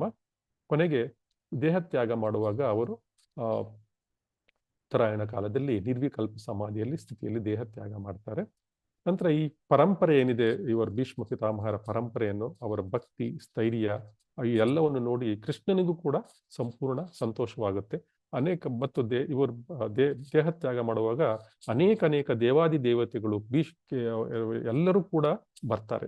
ಇದಕ್ಕೆ ದೊಡ್ಡ ಋಷಿಗಳು, ದೇವಾದಿ ದೇವತೆಗಳು ಎಲ್ಲರೂ ಕೂಡ ಸಮಸ್ತ ಲೋಕಗಳಿಂದ ಎಲ್ಲರೂ ಇಳಿದು ಬಂದು ಈ ಒಂದು ಈ ಘಟನೆಗೆ ಸಾಕ್ಷಿ ಆಗ್ತಾರೆ. ಇದೇ ನೆಪದಲ್ಲಿ ಅವರಿಗೆ ಮಹಾಜನರಾದ ಭೀಷ್ಮನನ್ನು ನೋಡುವ ಭಾಗ್ಯವನ್ನು ಸಿಗುತ್ತೆ ಮತ್ತು ಕೃಷ್ಣನ ದರ್ಶನ ಕೂಡ ಎಲ್ಲರಿಗೂ ಸಿಗುತ್ತೆ ಆ ಸಮಯದಲ್ಲಿ. ಸೊ ಆದ್ರಿಂದ ಈ ಪರಂಪರೆ ಏನಿದೆ ಇದು ಎಲ್ಲರಿಗೂ ಭಗವದ್ ಒಂದು ಪ್ರಜ್ಞೆಗೆ ಮಾರ್ಗದರ್ಶನ ನೀಡುವ ಎಲ್ಲರಿಗೂ ಒಂದು ಮಾದರಿಯಾಗಿದೆ. ಹರೇ ಕೃಷ್ಣ ಕೃಷ್ಣ ಕೃಷ್ಣ ಹರೇ ಹರೇ, ಹರೇ ರಾಮ ರಾಮ ರಾಮ ಹರೇ ಹರೇ. ಕಲಿಯುಗದಲ್ಲಿ ಈ ವೈದಿಕ ಮಹಾಮಂತ್ರ ಏನಿದೆ, ಹರೇ ಕೃಷ್ಣ ಮಹಾಮಂತ್ರ, ಇದನ್ನು ನಾವು ನಿಯಮಿತವಾಗಿ ಜಪಿಸಿದ್ರೆ ಇದು ಶ್ರವಣಂ ಕೀರ್ತನಂ ಎಂಬ ಭಕ್ತಿ ಪ್ರತಿಕ್ರಿಯೆಯಿಂದ ನಿಯಮಿತವಾಗಿ ಕೇಳಿದ್ರೆ ನಮ್ಗೆ ಏನಾಗುತ್ತೆ, ಅದು ಎಲ್ಲ ಸಮಾಜಗಳಲ್ಲಿರುವ ಒಂದು ರಾಕ್ಷಸೀಯ ಪ್ರವೃತ್ತಿಗಳನ್ನು ಶುದ್ಧಗೊಳಿಸುತ್ತೆ ಮತ್ತು ಮಾನವ ಕುಲಕ್ಕೆ ಭೌತಿಕವಾಗಿ ಮತ್ತು ಆಧ್ಯಾತ್ಮಿಕ ಸಂತೋಷವಾಗಿ ಇರಲಿಕ್ಕೆ ಸಾಧ್ಯವಾಗಿರುತ್ತೆ. ಇದು ಶ್ರೀಮದ್ ಭಾಗವತದಲ್ಲಿ 4ನೇ ಸ್ಕಂದದ 18ನೇ ಅಧ್ಯಾಯದಲ್ಲಿ ಹೇಳಲಾಗಿದೆ ಈ ಶ್ಲೋಕದ ಬಗ್ಗೆ. ಈ ಪರ್ಪೋರ್ಟ್ ಬಗ್ಗೆ ಶ್ರೀಲ ಪ್ರಭುಪಾದರಿಂದ. ಇಲ್ಲಿಗೆ ಇಂದಿನ ತರಗತಿಯನ್ನು ನಾವು ನಿಲ್ಲಿಸೋಣ. ಎಲ್ಲರಿಗೂ ಧನ್ಯವಾದಗಳು. ಸ್ವಲ್ಪ ತಡವಾಯಿತು, ಕ್ಷಮೆ ಇರಲಿ. ಎಲ್ಲರಿಗೂ ಧನ್ಯವಾದಗಳು. ವಾಂಛಾಕಲ್ಪತರುಭ್ಯಶ್ಚ ಕೃಪಾ ಸಿಂಧುಭ್ಯೇವ ಚ ಪತಿತಾನಾಂ ಪಾವನೇಭ್ಯೋ ವೈಷ್ಣವೇಭ್ಯೋ ನಮೋ ನಮಃ. ಹರೇ ಕೃಷ್ಣ ಕೃಷ್ಣ ಕೃಷ್ಣ ಹರೇ ಹರೇ, ಹರೇ ರಾಮ ರಾಮ ರಾಮ ಹರೇ ಹರೇ. ಶ್ರೀಲ ಪ್ರಭುಪಾದ ಕಿ ಜೈ. ಭೀಷ್ಮ ಪಿತಾಮಹ ಕಿ ಜೈ. ಎಲ್ಲರಿಗೂ ಸರ್ವ ಭಕ್ತರಿಗೂ ಜಯವಾಗಲಿ. ಎಲ್ಲರಿಗೂ ಧನ್ಯವಾದಗಳು. ಪ್ರಣಾಮಗಳು. ಧನ್ಯವಾದಗಳು ಗುರುಜಿ. ತುಂಬಾ ಧನ್ಯವಾದಗಳು ಪ್ರಭುಜಿ. ತುಂಬಾ ಚೆನ್ನಾಗಿ ಧನ್ಯವಾದಗಳು ತಿಳಿಸ್ಕೊಟ್ರಿ. ಪ್ರಭುಜಿ. ಹರೇ ಕೃಷ್ಣ. ಹರೇ ಕೃಷ್ಣ. ತುಂಬಾ ಚೆನ್ನಾಗಿ ತಿಳಿಸ್ಕೊಟ್ರಿ ಪ್ರಭುಜಿ. ಇಲ್ಲ ಮಾತಾಜಿ, ಧನ್ಯವಾದಗಳು ಇದೆಲ್ಲ ಶ್ರೀಲ ಪ್ರಭುಪಾದರು ಹೇಳಿರೋದಷ್ಟೇ, ನಂದೇನಿಲ್ಲ ಇದರ ಮತ್ತೆ. ಧನ್ಯವಾದಗಳು ಪ್ರಭುಜಿ. ಹರೇ ಕೃಷ್ಣ. ಧನ್ಯವಾದಗಳು ಪ್ರಭುಜಿ. ಹರೇ ಕೃಷ್ಣ. ಧನ್ಯವಾದಗಳು. ಮತ್ತೆ ಯಾರು ಧನ್ಯವಾದಗಳು ಪ್ರಭುಜಿ. ಧನ್ಯವಾದಗಳು. ಈ ಸ್ಲೈಡ್ ಅನ್ನು ತುಂಬಾ ಉತ್ತಮವಾಗಿ ಮಾಡಿಕೊಟ್ಟ ಧನ್ಯವಾದಗಳು ಪ್ರೆಸೆಂಟೇಷನ್ ಪ್ರಭುಜಿ. ಕೂಡ ಅವರಿಗೂ ಕೂಡ ಧನ್ಯವಾದಗಳು. ಹರೇ ಹರೇ ಕೃಷ್ಣ. ಕೃಷ್ಣ ಪ್ರಭುಜಿ. ಹರೇ ಕೃಷ್ಣ. ಧನ್ಯವಾದಗಳು ಪ್ರಭುಜಿ. ಧನ್ಯವಾದಗಳು. ಹರೇ ಕೃಷ್ಣ. ಹರೇ ಕೃಷ್ಣ. ಚೆನ್ನಾಗಿತ್ತು ಕ್ಲಾಸ್. ಧನ್ಯವಾದಗಳು ಮಾತಾಜಿ. ಎಲ್ಲ ಶ್ರೀಲ ಪ್ರಭುಪಾದರಿಗೆ.